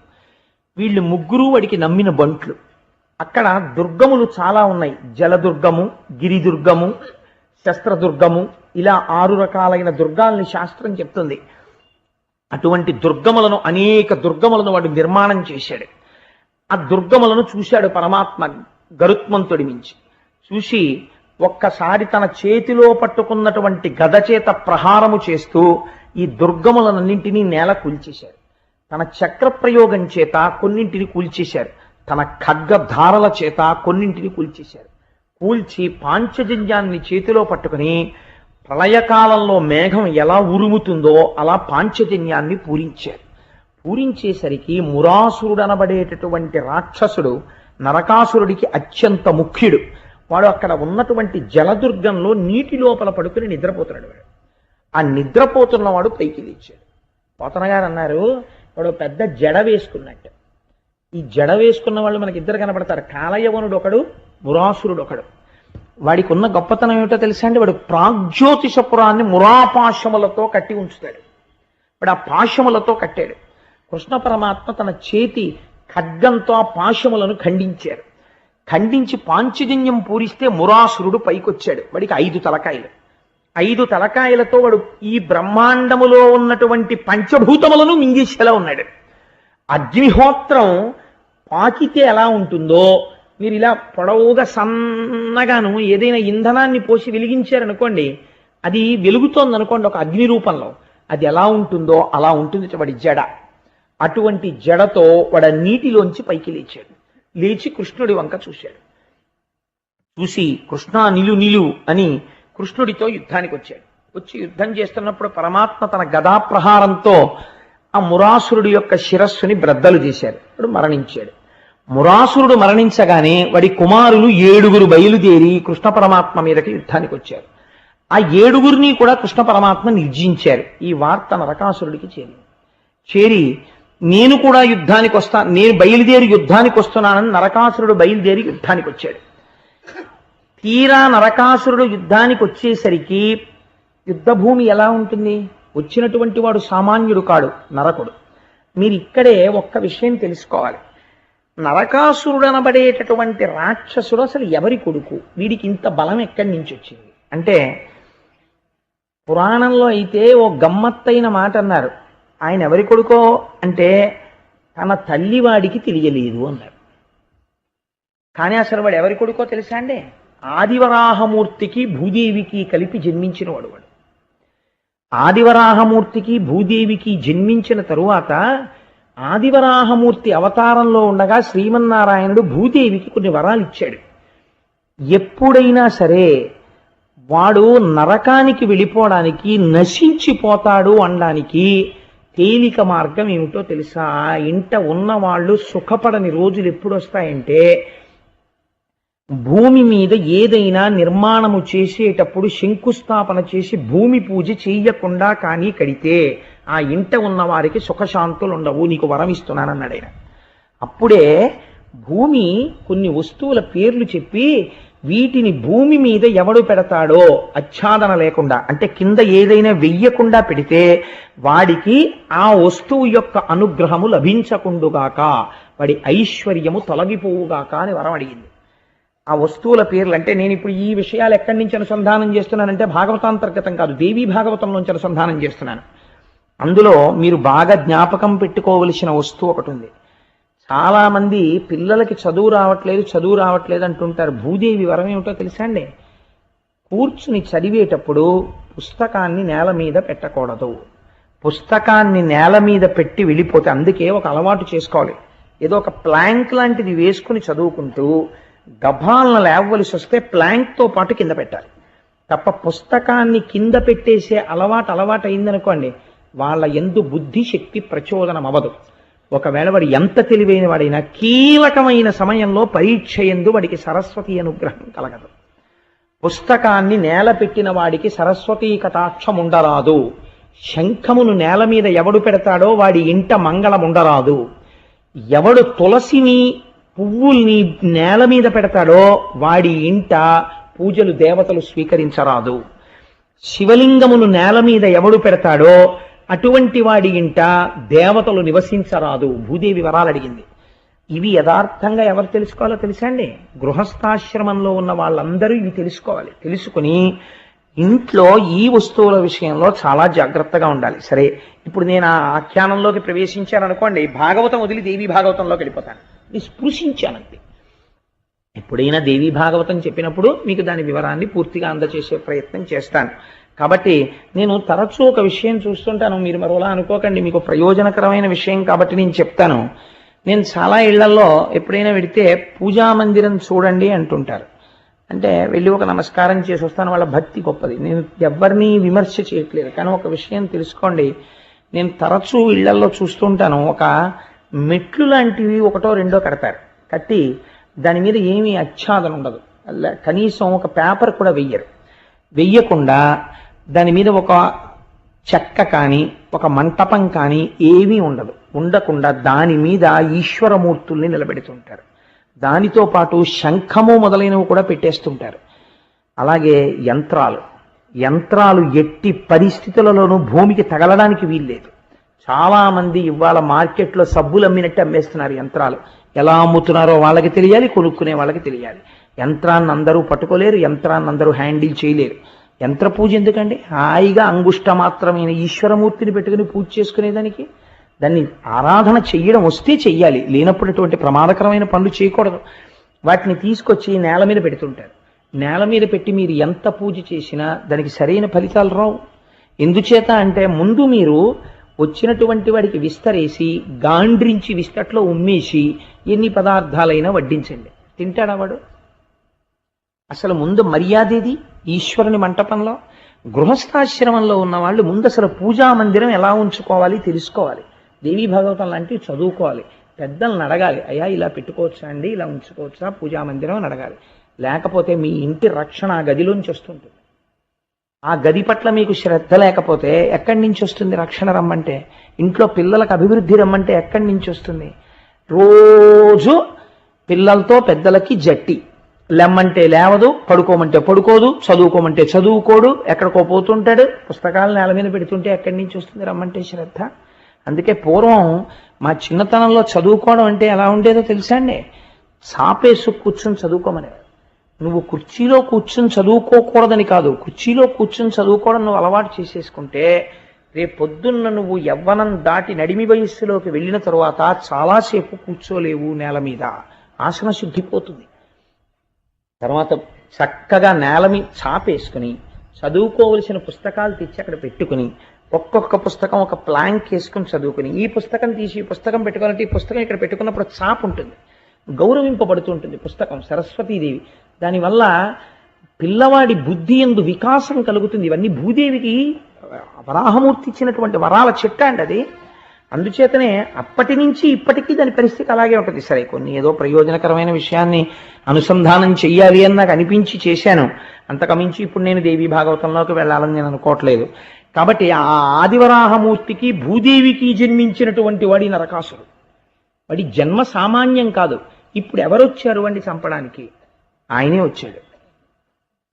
ఇలా ఎందుకు జరిగింది? మళ్ళీ ఆ ప్రశ్న పక్కన పెట్టుకుని దాచుకోండి, ఆఖరణ చెప్తాను. కాబట్టి ఇప్పుడు నరకాసురుడే యుద్ధరంగంలోకి వస్తే వాడి వెనకాతల ఎంత బలగం ఉంటుందో అంత బలగం బయటికి వస్తుంది కదండి. సామాన్యమైన రాక్షసుడు కాడు నరకాసురుడు అంటే. ఆ రోజుల్లో అదితి కుండలములను వాడు తస్కరించాడంటే ఇంకంతకన్నా గొప్ప రాక్షసుడు ప్రపంచంలో ఎక్కడుంటాడు? అటువంటి వాడు వరుణుడి ఛత్రాన్ని ఎత్తుకుపోయాడు, వాడు ఓ పర్వతాన్ని ఎత్తుకుపోయాడు వాడు. అటువంటి వాడు ఎన్నింటిని పరిపాలించాడో తెలుసా అండి? 14 భువనములు గెలిచాడు వాడు నరకాసురుడు. ఇంకా రావణాసురుడు భూమండలం మీద తిరిగాడు వాడు, 14 భువనాలు నరకాసురుడు. అటువంటి వాడు, అటువంటి నరకాసురుడు యుద్ధానికి వస్తే వెనక ఎంత సైన్యం ఉంటుంది? ఇంత సైన్యాన్ని చూసిన సత్యభామ ఏమనాలి? అయ్య బాబోయ్, ఏమిటండి సైన్యం అసలు? మీరు కొంత సైన్యాన్ని తీసుకుని రావలసింది, టిక్కుటక్కులాడించుకుంటూ గరుత్మంతుడు నెక్కొచ్చేశారు అనాలి. ఆవిడ ఏమందో తెలుసా అండి? ఆశ్చర్యకరంగా దీని వెనక అతలో ఉన్న రహస్యాన్ని మీరు గుర్తుపెట్టుకోవాలి, మళ్ళీ పక్కన పెట్టుకోండి. కాబట్టి ఇప్పుడు ఆవిడంది, ఏమండి నేను యుద్ధం చేద్దాం అనుకుంటున్నానండి, ఇందాక యుద్ధ భూమికి వస్తానండి, ఇప్పుడు ఏమండి నాకు యుద్ధం చేద్దాం అనిపిస్తోందండి అని గభాలన లేచి, ఇప్పటిదాకా ఎక్కడుంది? మీ భుజములనబడేటటువంటి దుర్గముల మాటునుంటానంది, వెనకాల కూర్చుంది. ఇప్పుడేం చేసింది? గభాలన లేచి ముందుకొస్తోంది. పోతన గారు పొంగిపోయారు సత్యభామ దర్శనం. ఈ సత్యభామ చేస్తున్నటువంటి యుద్ధం పద్యాలు వింటే వచ్చే లాభం ఏమిటో మీకు ఆఖరణ చెప్తాను. అందుకునంత వర్ణన చేశారు పోతన గారే, అమాయకుడై వర్ణన చేయలేదు. వేణింజొల్లెము వెట్టి సంఘటిత నీవీబంధయై భూషణ శ్రేణిందాల్చి ముఖేందు మండల మరీచీజాల ముల్వల్వగా పాణిం పయ్యద చక్కగా తురిమి శుంభద్వీర సంరంభయై ఎనీలోచన లేచి నిల్చెతన ప్రాణేశాగ్రభాగంబునన్. గభాలన లేచిందిట, తన భర్త ముందుకొచ్చి నిలబడిందిట. ప్రాణేశాగ్రభాగంబునన్, ఇప్పటి వరకు వెనకాతలకు వచ్చింది, ఇప్పుడు ముందుకొచ్చి నిలబడింది. ఎలా నిలబడిందిట? ఆ నిలబడగానే వేణుంజొల్లము పెట్టి పెద్ద జడ. అసలు సత్యభామ అనగానే మనందరికీ గుర్తొచ్చేది ఏమిటంటే ఆ జడ. కాబట్టి ఆ జడను ఒక్కసారి తీసుకుని ఇలా ఇలా ఇలా ఇలా ముడి వేసేసుకొని గట్టిగా ఇలా ముడేసేసుకున్నది, ఇంకా కదలకుండా. పెద్ద జడ కదండి, మరి త్రాచుపాములాగా. పోతన గారు ఒక లైవ్ టెలికాస్ట్ ఇస్తారు, శబ్ద చిత్రీకరణ. వేణింజొల్లము వెట్టి సంఘటిత తనివీబంధయై భూషణ శ్రేణిందాల్చి. ఆ హారాలు అవి బోలెడని ఆభరణాలు ఉన్నాయి, అవి కదులుతున్నప్పుడు ముందుకి వెనక్కి వెడుతుంటాయి. అలవాటు లేని వాడు కొత్తగా ఉపనయనం చేసుకున్న వాడిని ఊరే కొంచెం పూజా మందిరంలో సామాన్ సర్దేరా అన్నారు అనుకోండి, వాడికి వచ్చే మొట్టమొదటి కష్టం ఏమిటో తెలుసా అండి? ఆ యజ్ఞోపవీతం వచ్చి ఆ చేతికి అడ్డుపడిపోతుంటుంది. వాడు అస్తమానం ఇలా అంటుంటాడు, మళ్ళీ అంటుంటాడు. యజ్ఞోపవీతం భుజం నుంచి బ్రాహ్మణుడికి జారిపోతే వాడిని దరిద్రం పట్టుకుంటుంది. భుజం దారిపోతే గాయత్రి చెప్పుకోవాలి. భుజం జారిపోకుండా దాన్ని పంచెలోకి పెట్టుకోవడం అలవాటు చేసుకోవాలి బ్రాహ్మణుడు. కాబట్టి ఎన్ని ధర్మ సూక్ష్మాలు పెట్టేశారండి పెద్దవాళ్ళు, జాగ్రత్తగా అలవాటు. అప్పుడు తండ్రి చూసి అంటాడు, రే అలా యజ్ఞోపవీతాన్ని వదిలిపెట్టి తిరగకూడదు అని దగ్గరికి తీసుకుని, నాన్న ఆ యజ్ఞోపవీతాన్ని పంచెలో ఇలా పెట్టుకోవాలి, పెట్టుకుంటే ఇప్పుడు అది కదవదు, ఇప్పుడు నువ్వు పని చేసుకుంటాడు. వాడికి అలవాటు అవుతుంది, ఓహో యజ్ఞోపవీతాన్ని అలా పెట్టుకోవాలన్నమాట అని తెలుసుకుంటాడు. అలా ఆడవాళ్ళు పెద్ద పెద్ద హారాలు అవి వేసుకున్నారనుకోండి, ఏ వంగినప్పుడో లేకపోతే బాణం ఇలా లాగినప్పుడు దానికి వెనకాలన్న పావురా ఈకలకో ఈ గొలుసులు పట్టుకుంటాయి. నేను పోతన గారు ఎంత లైవ్ టెలికాస్ట్ ఇచ్చారు చూడండి. ఆ రైల్వే కంపార్ట్మెంట్లో విండో సీటు పక్కన కూర్చోగానే నాకు ఇంతకన్నా మరి చెప్పడానికి ఉపమానం లేదు. వాళ్ళు గబగబా ఆ గొలుసులు అవి ఇలా పడేసుకుని ఇలా పమిటి కప్పేసుకున్నట్టు ఆవిడ కూడా గొలుసులు అవి బయటికి రాకుండా పైకి గభాలను వ్రేలాడకుండా అమరిక చేసేసుకుందిటే. అందుకని భూషణ శ్రేణిందాల్చి ముఖేందు మండల మరీచీజాల ముల్వర్వగా పాణిం పయ్యద చక్కగా తురిమి.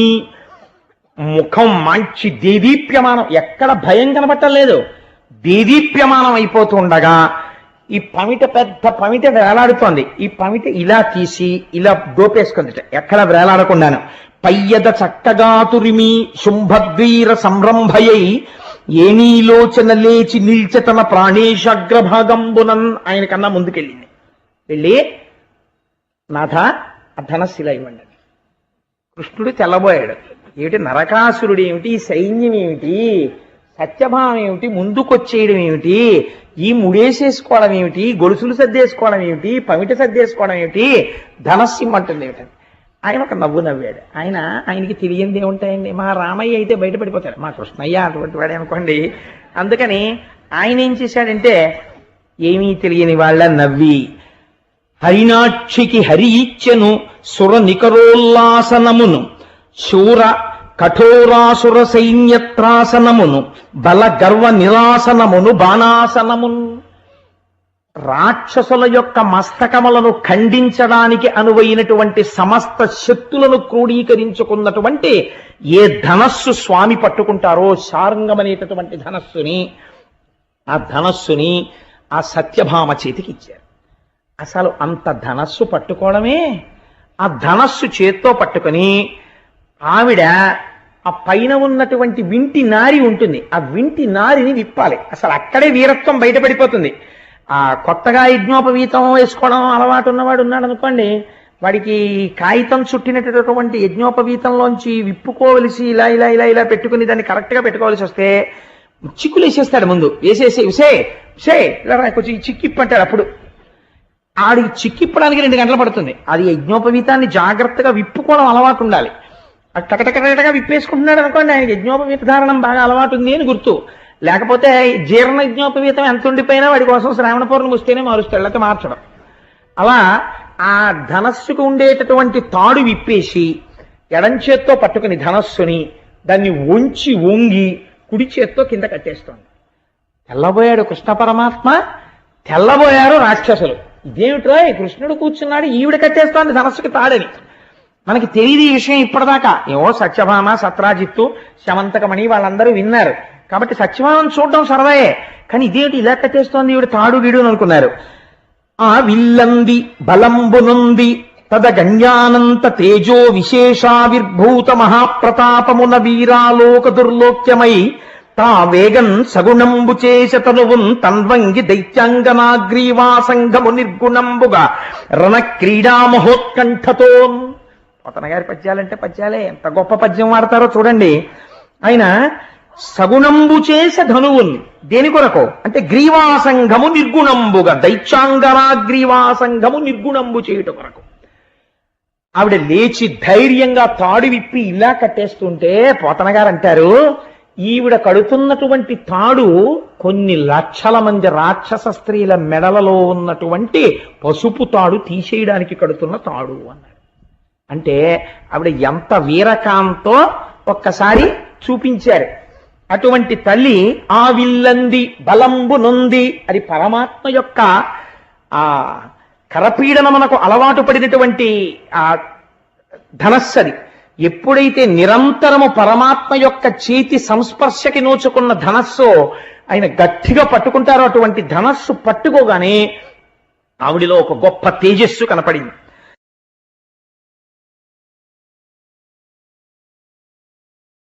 వెంటనే యుద్ధానికి బయలుదేరి ఆ ముందు నిలబడి ఒక్కొక్క బాణం తీసి అభిమంత్రిస్తోంది. మామూలుగా ఏదో బాణాలు వేయడం కాదు, చిల్లర బాణాలు. బాణం చేత్తో పట్టుకుని అభిమంత్రిస్తోంది. ఆగ్నేయాస్త్రం, వారుణాస్త్రం, వీటిని అభిమంత్రించి ఆ అల్లెత్రాడికి తగిలించి ఆకర్ణాంతం వరకు లాగాలి. దాన్ని ధైర్యంగా ధనస్సును నిలబెట్టి గురి చూసి మొక్కలోని ధైర్యంతో వింటినారిని ఆకర్ణాంతము లాగి వదిలిపెట్టాలి.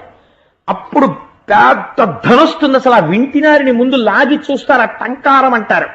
ఠం ఠం ఠం అని భీషణ ధనుల వింటన్నారి సారించి వైకుంఠుండా రఘురామమూర్తి సమరోత్సాహుండై విజృంభించి.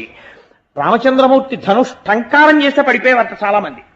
అటువంటి టంకారం కృష్ణ భగవానుడు చేసినా కూడా ఆ టంకారం చేసి బాణప్రయోగం చెయ్యడం ప్రారంభించింది.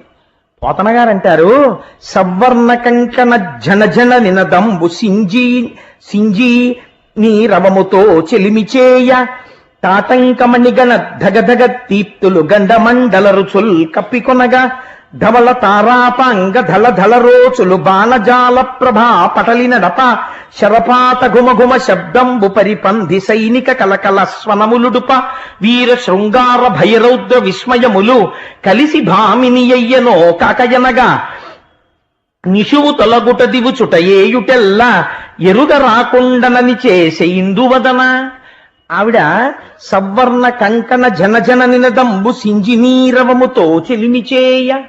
ఒక్కొక్క బాణాన్ని ఇలా తీసి ఆ తొడిగి లాగుతుంటే ఆవిడ చేతులకి పెట్టుకున్నటువంటి కంకణధ్వనులు కలకణ కణకణ కణకణమని కంకణాలు చప్పుడవుతుంటే ఆ విడిచిపెట్టబడినటువంటి బాణం బయలుదేరుతున్నప్పుడు ముందు ఝుమ్ అని శబ్దంతో పెడుతుంది. ఈ శబ్దం ఈ కంకణధ్వని కలిసి కొత్త ధ్వనులు వచ్చేయట. ఇంతకు ముందు అలా యుద్ధం చేసిన ఆడదేది? మా అమ్మ జగదంబ చేసింది వేరనుకోండి, సత్యభామ చేస్తోంది ఇవాళ. అందుచేత ఆ కంకణధ్వనులు ఆ బాణధ్వనులు కలిసిపోయేట. తాటంకమణి గణ ధగధగ దీప్తులు గండమండల రుచుల కప్పికొనగా. ఇంతకు ముందెప్పుడు అంతఃపురంలో ఉండడం, చల్లగా హాయిగా ఉద్యానవనాల్లో ఉండడం తప్ప అంత ఎండలో గరుత్మంతుడి మీద యుద్ధం చేయడం కందిపోయి ఎర్రగా అయిపోయేట.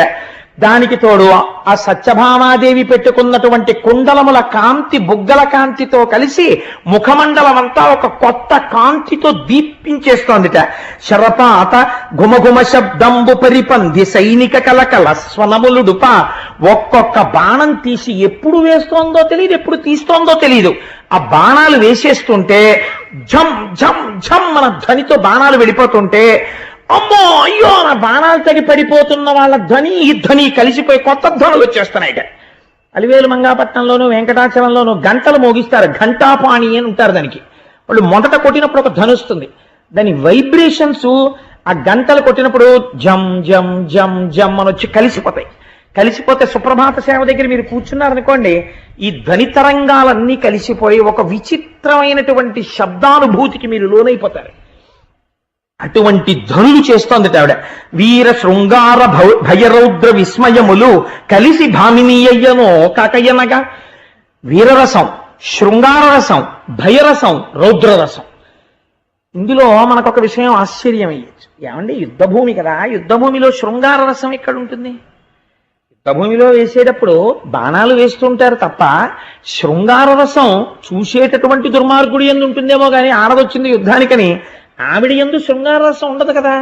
మరి శృంగార రసం అన్న మాట పోతన గారు ఎలా వాడారు అంటే వెంటనే పోతన గారు చమత్కారం చేస్తారు. ఎంత గొప్ప పద్యం చెప్పారో చూడండి. పరుజూచున్ వరజూచు ఒంపనల రింపన్ రోష రాగోదయ విరత భ్రూకుటి మందహాసములతో వీరంబు శృంగారముంజరగన్ కన్నుల కెంపు సొంపు పరగన్ చండాస్త్ర సందోహమున్ సరసాలోక సమూహమున్ నిరపచున్ చంద్రాస్య హేలాగతిన్. ఆవిడ నిజంగా యుద్ధాన్ని పోతన గారికి చెల్లింది మహానుభావుడు రామచంద్రమూర్తి పలికించారు కనుక ఆయన ఎటువంటి లైవ్ ఇస్తారో చూడండి. పరుచూచున్ ఇటు చూస్తుందట నరకాసురుడి వంక, వాడి సైన్యం వంక చూసి, వరుజూచు ఇటు కృష్ణుడి వంక చూస్తుందట, చూసా నవ్వు నవ్వుతుందట, చూసి ఇంతమంది ఉన్నారు ఏం వేస్తాను అనుకుంటున్నారా చూడండి అని ఓ బాణం తీసి తొడిగి కరెక్టేనా అని ఇలా వేస్తుందట. భ్రుకుటి ముడి వేసి తీవ్రంగా వాళ్ళ వంక చూస్తుందట, విడిచిపెడుతుంది. ఆగ్నేయాస్త్రం వెళ్ళి అక్కడ పడిపోయి వాళ్ళు దహించుకుపోతుంటే అంటుందట. అంటే ఆయన అంటే అట్ట ఇప్పుడు ఏం చేస్తుంది, అటు భయానకం ఇటు శృంగారం ఏకకాలమునందు పోషిస్తోంది. ఇలా యుద్ధం చేసిన వాళ్ళు ఎవరూ లేరు. జగదంబ కూడా యుద్ధం చేస్తే వీరరసంతోనే చేసింది ఆవిడ. ఇలా ఏకకాలమునందు అటు వీరరసం ఇటు శృంగారరసం ఎవరు చేస్తారండి? సత్యభామ చేసింది అలాగా. అందుకని పరుజూచున్ వరుజూచు ఒంపనలరింపన్ రోష రాగోదయా విరత భ్రూకుటి మందహాసములతో వీరంబు శృంగారముంజరగన్ కన్నుల కెంపు సొంపు పెరగన్ చండాస్త్ర సందోహమున్ సరసాలోక సమూహమున్ నెరపుచున్ చంద్రాస్య హేలాగతిన్. అస్త్రశస్త్రములను విడిచిపెట్టేస్తుంటే ఎదురుగుండా ఉన్నవాళ్ళు భయపడిపోయి బాబోయ్ ఏమిటా మొహం అంత కోపం అన్నట్టుండేది. ఇలా కృష్ణుడి వంక చూసినప్పుడు అన్నప్పుడు చంద్రబింబంలా ఉండేది. అమ్మో మా ఆవిడికి ఇన్ని విద్యలొచ్చా అని పొంగిపోయేవట. అలా కృష్ణుడి వంక చూసేదిట. ఏకకాలమునందు రెండు రసములను పోషిస్తూ యుద్ధం చేస్తోంది. ఎందుకు సత్యభామ యుద్ధం అన్నారో, అసలు సత్యభామ యుద్ధం అంటే ఏమిటో చూతురు కానీ ఆఖరణ ఓహో ఇదా తల్లి గొప్పతనం అంటే అని ఆశ్చర్యపోతారు ఆ పేరుకి. అలినీలాలక చూడనొప్పెసగే భృత్యాలీఢ పాదాంబుతో అలిక స్వేద వికీర్ణ కాలకలతో ఆకర్ణ కానీత సల్లలిత జ్ఞానక పుంఖదీధితులతో లక్ష్యావలోకంబుతో వలయాకార ధనుర్విముక్త విశిక వ్రాతాహతారాతి. అలా బాణాలు వెయ్యగా వెయ్యగా వెయ్యగా వెయ్యగా ఆవిడకి వేసుకున్నటువంటి ఆ కేశపాశ కబరీబంధములోంచి కొన్ని వెంట్రుకలు లేచి నల్లటి తుమ్మెదలు ముఖం మీదకొచ్చాయా అన్నట్టుగా నుదురు మీద పడ్డాయిట. కొద్దిగా నుదుటి మీద చెమట పట్టిందిట. ఆ చెమట మీద ఇలా వెంట్రుకలు అంటుకున్నాయిట. ఇంకా రాను రాను రాను రాను పగతురతో యుద్ధం పెరిగిపోతోంది. వాళ్ళు కూడా ఆడదని ఉపేక్షిస్తే వీళ్ళేది చంపేస్తోందని వాళ్ళు కూడా పెద్ద పెద్ద యోధులందరూ ముందుకొచ్చారు. ఇప్పుడు చాలా గురి చూసి కొట్టాలి వాళ్ళ గుండెల మీద. గురి చూసి కొట్టడంలో ఆవిడ కూడా యుద్ధంలో ఎంత వ్యగ్రతని ఎంత తీవ్రతని పొందిందో పోతన గారు చెప్తారు చూడండి. వికీర్ణ కాలకలతో ఆకర్ణ కానీత సల్లలిత జ్ఞానక పుంకదీధితులతో లక్ష్యావలోకంబుతో ఒక్కొక్క బాణం తీసి ఎన్ని కాంతులు ఏకకాలమునందొచ్చాయో పోతన గారు దర్శనమిస్తున్నారు. ఒకటి ఎడమకాలు ముందు పెడుతోందిట, కుడికాలు వెనక్కి పెడుతోందిట, కుడికాలు కొద్దిగా ఉంచుతోందిట. ఎందుకు? ఇప్పుడు గురి చూసి కొట్టాలి. యోధుల మీదకి పెద్ద పెద్ద వాళ్ళందరూ వచ్చారు. అందుకని ఆ గురి చూసి ఎడంకాలు ముందు పెట్టి కుడికాలు వెనక్కి పెట్టి ఆ పాదం ఇలా కొంచెం పైకెత్తి ఉంచుతుంటే ఆ ఎర్రటి పాదంలోంచి వస్తున్న కాంతుల వంక కృష్ణుడు కూర్చుని విస్మయంగా చూస్తున్నట్ట. ఏమిటి మా ఆవిడే ఇన్ని భంగిమలు, ఏదో నాట్యం అనుకున్నానమ్మా బాబోయ్, ఏమిటి ఇలా కాలు వంచి ఓ కాలు ముందుకేసి ఇలా లాగుతుంటే లక్ష్యాలోక విలీనము, ఆ లక్ష్యం వంక తీవ్రమైన దృష్టితో చూడడంలో కన్నుల వెంట కాంతి. అప్పటి వరకు బాణాలు వేసి వేసి అలవాటు లేని తల్లేమో ఒక్కొక్క బాణం తీసి పట్టుకుని వింటినారి లాగుతుంటే అదంతా ఒరుసుకుని ఎర్రటి కాంతి వేళ్లల్లోంచి, బుగ్గల్లోంచి ఎర్రటి కాంతి, కన్నుల్లోంచి కాంతి, శరీరంలోంచి కాంతి, ఇన్ని కాంతులు ఒక కాంతిగా మారిపోయేటట్టుగా బాణ పరంపరలోంచి వస్తున్న కాంతి, ఇన్ని కాంతులతో కలిపి యుద్ధం చేస్తోందిట. చూసిన వాళ్ళు అనుకుంటున్నారు ముందా మిగిలిన వాళ్ళ మాట అలా ఉంచండి.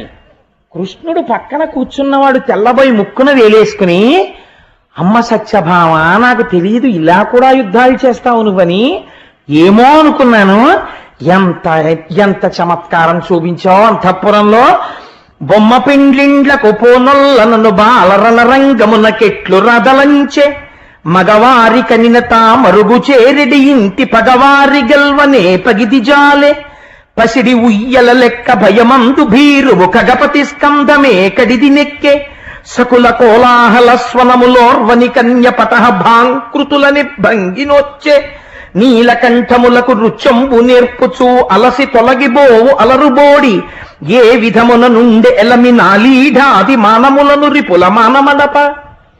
తెల్లబోతున్నాడు కృష్ణ పరమాత్మ దేనికిట? బొమ్మ పెండ్లిండ్లకు పోనొల్లనను బాలరణరంగమునకెట్లు రదలంచే.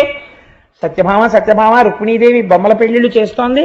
వెళ్ళు అంతఃపురంలో బొమ్మల పెళ్లిళ్ళు అవుతున్నాయంటే, అమ్మ బాబోయ్ మళ్ళీ పల్లకీలో ఇక్కడి నుంచి అంత దూరం బొమ్మల పెళ్లిళ్ళకి వెళ్ళడమా, నేను వెళ్ళలేను బాబోయ్, నాకు ఓపిక లేదని చెప్పి ఈ అంతఃపురం నుంచి ఆ అంతఃపురానికి పల్లకీలో వెళ్ళడానికి అమ్మో అంత దూరమే అనేంత సుకుమార ఇవాళ యుద్ధ భూమికి వచ్చిందా? మగవారి ఎవరైనా కనపడేటప్పటికీ ఒక పక్కకి వెళ్ళిపోయి మగవారి కంట పడడానికి సిగ్గుపడిపోయేటటువంటి అతివ ఇవాళ ఇంతమంది ముందు పవిట తీసి చీరలో దోపుకుని యుద్ధం చేస్తోందా? పసిడి ఉయ్యల లెక్క భయమందు భీరువు ఖగపతి స్కంధమే కడిది నెక్కే. బంగారు ఉయ్యాల ఎక్కి ఊగు సత్య అంటే, అమ్మ బాబాయ్ ఉయ్యాల ఎక్కడమే పడిపోతే అనేటటువంటి సత్యభామ ఇవాళ గరుత్మంతుడి మూపురం మీద కూర్చుందా? కూర్చున్నప్పుడు ఆయన ఏం అలా కూర్చోడు, యుద్ధం చేసేటప్పుడు గరుత్మంతుడు ఆతట పక్షమారుతరజ కంపిత ఘూర్ణితాతల వ్రాత మహర్ణ ఉండు భయంకరంగా రెక్కల్ని అల్లారుస్తూ తన ముక్కు పోట్లతో ఎదుటి సైన్యంలో ఉన్నటువంటి ఆ ఏనుగుల్ని పొడుస్తూ తన కాలి గోళ్లతో కొడుతూ కిందకి పైకి ఇలా ఏటవాలుగా తిరుగుతుంటాడు. ఆయన తిరుగుతున్నప్పుడు జాగ్రత్తగా కూర్చోవాలి ఆ పక్షి మీద. దాని మీద కూర్చున్నప్పుడు అలా అల్లిబిల్లిగా కూర్చున్నారనుకోండి, ఓ రకమించి కింద జారిపోతే లేనిపోను గొడవ. అంత జాగ్రత్తగా కూర్చోవాలి ఆ గరుత్మంతుడి మీద. అలా కూర్చోడానికి ఉయ్యాల ఎక్కడానికి భయపడిపోయింది వాళ్ళ గరుత్మంతుడి మీదకి ఎక్కిందా? సకుల కోలాహల స్వనములోర్వని కన్య పతహ భంకృతులకి భంగినొచ్చే. ఎవరైనా ఉత్సాహపరచడం కోసమని ఆ సైన్యంలో ఉన్న వాళ్ళు ఏం చేస్తారంటే పెద్ద పెద్ద పట్టహాలు తీసుకొస్తారు, తీసుకొచ్చి పెద్ద పెద్ద చప్పుళ్ళు చేస్తుంటారు. అలా పెద్ద పెద్ద చప్పుళ్ళు వినపడేటటువంటి సైన్యము యొక్క ధనులను విని యుద్ధం చేస్తోంది. అంతఃపురంలో ఎవరైనా నలుగురు చెలికెత్తెలు కొంచెం గట్టిగా మాట్లాడుకుంటే, అబ్బా అంత గట్టిగా మాట్లాడకండి నేను తట్టుకోలేను, తలకాయ నొప్పి వచ్చేస్తుందని. ఇది అలాంటిది యుద్ధ భూమిలో ఇంతంత పట్టహాల యొక్క ధ్వని వింటోందా? నీలకంఠములకు నృత్యంబు నేర్పుచు అలసి తొలగిపోవు అలరుబోడి. ఆ నీలకంఠాలంటే నెమళ్ళు. నెమళ్ళకి నాట్యం నేర్పుతూ వాళ్ళకి క్లాస్ చాలండి ఇంక కలిసిపోయాను మీకు నాట్యం నేర్పి అని చెప్పి ఓ అరగంట క్లాస్ చెప్పి మిగిలిన క్లాస్ క్యాన్సిల్ చేసేయడానికి అలవాటు పడిపోయిన సత్యభామ ఇవాళ రకరకాల విన్యాసాల ఇటువైపు ఎవరినో చూసి గభాలన ఇటు తిరిగి ఎడంకాలు ముందు పెట్టి కుడికాలు వంచి యుద్ధం, ఇటు తిరిగి యుద్ధం, మండలాకారంగా ధనస్సుని వంచి ఒక్కొక్కసారి ఇలా ధనస్సు పట్టుకుని ఇలా బాణాలు వేయడం. ఏమిటిది? ఎప్పుడు నేర్చుకుంది అసలు? ఎప్పుడు ఎలా చేస్తోంది యుద్ధం? ఏమిటి వీర శృంగార భయ రౌద్ర విస్మయములు ఇన్ని రసాలు ఏకకాలమునందు పోషించేస్తోందని చెప్పి కృష్ణ పరమాత్మంతటి వారు తెల్లబోయారట. తెల్లబోయి ఆయన అంటారు, వీణ చక్కగా పట్ట వెరవిరుంగని కొమ్మ బాణానలం బెట్లు పట్ట నేర్చే మ్రాకును త్రీగె కూర్పంగ నెరనిలేమ గుణమునే క్రియధను కోటి కూర్చే సరసముచ్చము గృవజాల నియబల ఏ నిపుణత సంధించే నిశిత శరము చిలుకకు పద్యంబు చెప్పనేరని తన్వి అస్త్రమంత్రంబులెన్నడభ్యసించే పలుకుమనిన పెక్కు పలుకని మగుదు ఏగతిను నొచ్చ సింహ గర్జనములు అనగముర శత్రి త్రిజగదభిరామ గుణధామ చారు సత్యభామ. కృష్ణ పరమాత్మంతటి వారు ఎంత గొప్ప మాటలు వాడారో చూడండి. వీణ చక్కగా పట్ట వెరవిరుంగని కొమ్మ బాణాననం బెట్లు పట్ట నేర్చే. వీణ వాయించు సత్య, ఇవాళ నేను చాలా అలిసిపోయాను, ఒక్కసారి నువ్వు వీణ వాయిస్తే సంతోషంగా ఉంటుందంటే ఆ వీణ సరిగ్గా పట్టుకోవడం రాక అటు పెట్టుకుని ఇటు పెట్టుకుని, అసలు వీణ నేర్చుకునేటటువంటి వాడికి వీణ పట్టుకోవడం రావాలి ముందు కదండి. ఆ చేతిని కింద నుంచి తీసి ఆ మెట్ల మీద జాగ్రత్తగా పెట్టి ఆ కుడి చేతి వేలు ఒకదాంతోటే తీగని వాయిస్తూ ఈ మెట్ల మీద ఎడం చెయ్యి కలపగలగాలి. లేకపోతే ఈ చెయ్యి కూడా మీటడమే చేసాయనుకోండి ఇంకా వీణానాదం ఉండదు, అందులో ఏదో భయంకర ధ్వనులు వస్తాయి. అందుకని దాన్ని పట్టుకోవడం అనేటటువంటిది ముందు చాలా అందమైన విషయం. నేను విశాఖపట్నంలో ఉన్నప్పుడు ఒక ఆయన్ని నాకు స్కూటర్ నేర్పండి అని అడిగాను. అడిగితే ఆయన అన్నాడు, రేపు పొద్దున్న 9ంటికి మా ఇంటికి రండి కోటేశ్వరరావు, మీకు స్కూటర్ నేర్పుతానన్నాడు. అంటే నేను ఆయన ఇంటికి వెళ్ళాను. ఇంకేముంది ఇవాళ చక్కగా అలా స్కూటర్ ఎక్కి వెళ్ళిపోవడమే నేను అనుకున్నాను. అంటే ఆయన అన్నాడు, స్టాండ్ తీయండి ముందు అన్నాడు. స్టాండ్ తీసి పడిపోయింది స్కూటర్. అంటే ఆయన అన్నాడు, అలా కాదు, స్టాండ్ తీసేటప్పుడు ఇలా పట్టుకోవాలి, ఇలా లాగాలి అని చెప్పాడు. స్టాండ్ వేయండి అన్నాడు. ఓసారి పడిపోయిందిగా, బుద్ధి వచ్చింది. ఎలా వేయాలో దాన్ని ఈడ్చేశాను వెనక్కి. ఈడ్చేస్తే అలా కాదు, కుడికాలతో స్టాండ్ని భూమి మీదకి నొక్కి బండిని తేల్చాలి అని. ఓ 4 మాటలు స్టాండ్ తీయండి, స్టాండ్ వేయండి చెప్పి రేపు రండి అన్నాడు. నీ అసాధ్యం కోలా, నేర్పలేదా అంటే నేర్పాడు, నేర్పాడా అంటే నా కోరిక తీరలేదు. నేనేదో ఇలా కిక్కు కొట్టి అలా వెళ్ళిపోవడమే అనుకున్నాను. ఇదేంటి స్టాండ్ తీ స్టాండ్ అయ్యి నేర్పు వదిలేసాడు అని అనుకున్నాను. కానీ అలా నేర్పాడు కాబట్టి జాగ్రత్తగా వచ్చిందేమో, అది వేరు మాట అనుకోండి. కాబట్టి కృష్ణ పరమాత్మ అంటారు, వీణ చక్కగా పట్ట వెరుంగని కొమ్మ బాణాననం బెట్లు పట్ట నేర్చి. వీణ పట్టుకో అంటే వీణ పట్టుకోవడం సరిగ్గా రానటువంటి సత్యభామ ఇవాళ ఈ బాణ పరంపర ఎలా పట్టుకోగలుగుతోంది? ఒక పెద్ద చెట్టుకి తీగని జాగ్రత్తగా అలా అలవోకగా అది ఎక్కేటట్టుగా ఏర్పాటు చేయి అంటే ఆ తీగని అలా ఎలా పెట్టాలండి చెట్టుకి అని అడిగేది. అటువంటిది ఇవాళ ఇంత భయంకరమైనటువంటి యుద్ధంలో ఈ ధనస్సుని ఎలా పట్టుకుంటోంది? 4 ముత్యాలు అక్కడ పెట్టి ఓ దారానికి గుచ్చు అంటే ముత్యానికి దారం ఎక్కించేటప్పుడు ఒక గమ్మత్తు ఉంటుంది. ఎక్కించడం అలవాటు ఉన్నవాడైతే ముందేం చేస్తాడు, ముత్యం ఎక్కించేయడు, దారం చివర ముడేస్తాడు, ఎక్కించిన ముత్యం జారిపోకుండా. లేకపోతే ఏమవుతుంది, ఓ ముత్యం ఎక్కించేసి రెండో ముత్యం ఎక్కించడానికి ఇలా ఇలా ఇలా ఇలా ఇలా పైకెత్తాడు అనుకోండి, ఈ ముత్యం జారిపోతుంది. ఎప్పుడూ ఓ ముత్యమే ఉంటుంది దారానికి. అలా అంటుంటే కృష్ణుడు చూసి నవ్వేవాట, అదేం ముత్యాలు ఎక్కించడం, కింద ముడేయాలి సత్య అని. ఓహో ముడేయాలా, ముడేలా వేయాలో అనేది. అంటే ఇలా వేయాలంటే వేలు కట్టేసుకునేది. అప్పుడు అన్నీ నేర్పుకున్నాడు మహానుభావుడు. ముత్యాలు ఎక్కించడం రానటువంటి స్త్రీ ఇవాళ ఏ నిపుణతతో ఇన్ని అస్త్రాల్ని ఇన్ని మంత్రాల్ని చదివి ఇలా ప్రయోగం చేసేస్తోంది బాణాలు. చిలుకకు పద్యంబు చెప్పనేరని తన్వి అస్త్రమంత్రంబులెక్కడ అభ్యసించే.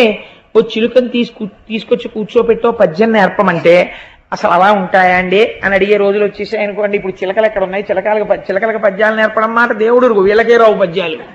కాబట్టి ఇప్పుడు ఇంక చిలకకి పద్యాలు నేర్పడం అన్న ప్రశ్నే లేదు, గొడవే లేదు అసలు. అందులో చిలకలకి ఓ గొడవ వదిలిపోయింది, నేర్చుకోక్కర్లేదు. వాటికి వచ్చింది ఏదో వాటికి ఉంటే చాలు.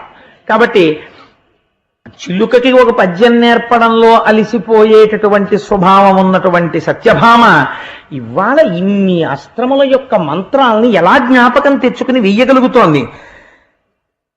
ఏమైనా కాసిన కబుర్లు చెప్తూ అంటే ఇది సాధారణంగా వివాహమైనటువంటి కొత్తల్లో ఉండేటటువంటి సందర్భం. ఆ భర్తకి ఏదో వినాలని ఉంటుంది, అందుకని ఏమైనా చెప్పు అంటాడు. అంటే ఏం చెప్పను అంటుంది ఆవిడ. ఏం చెప్పను కాదు, ఏమైనా చెప్పు అంటాడు. ఏమైనా చెప్పు అంటే ఏం చెప్పనంటుంది ఆవిడకు మొహమాట. అందుకని ఆయనకు ఒక అభిప్రాయం ఏర్పడుతుంది, ఎక్కువ మాట్లాడదు అంటాడు.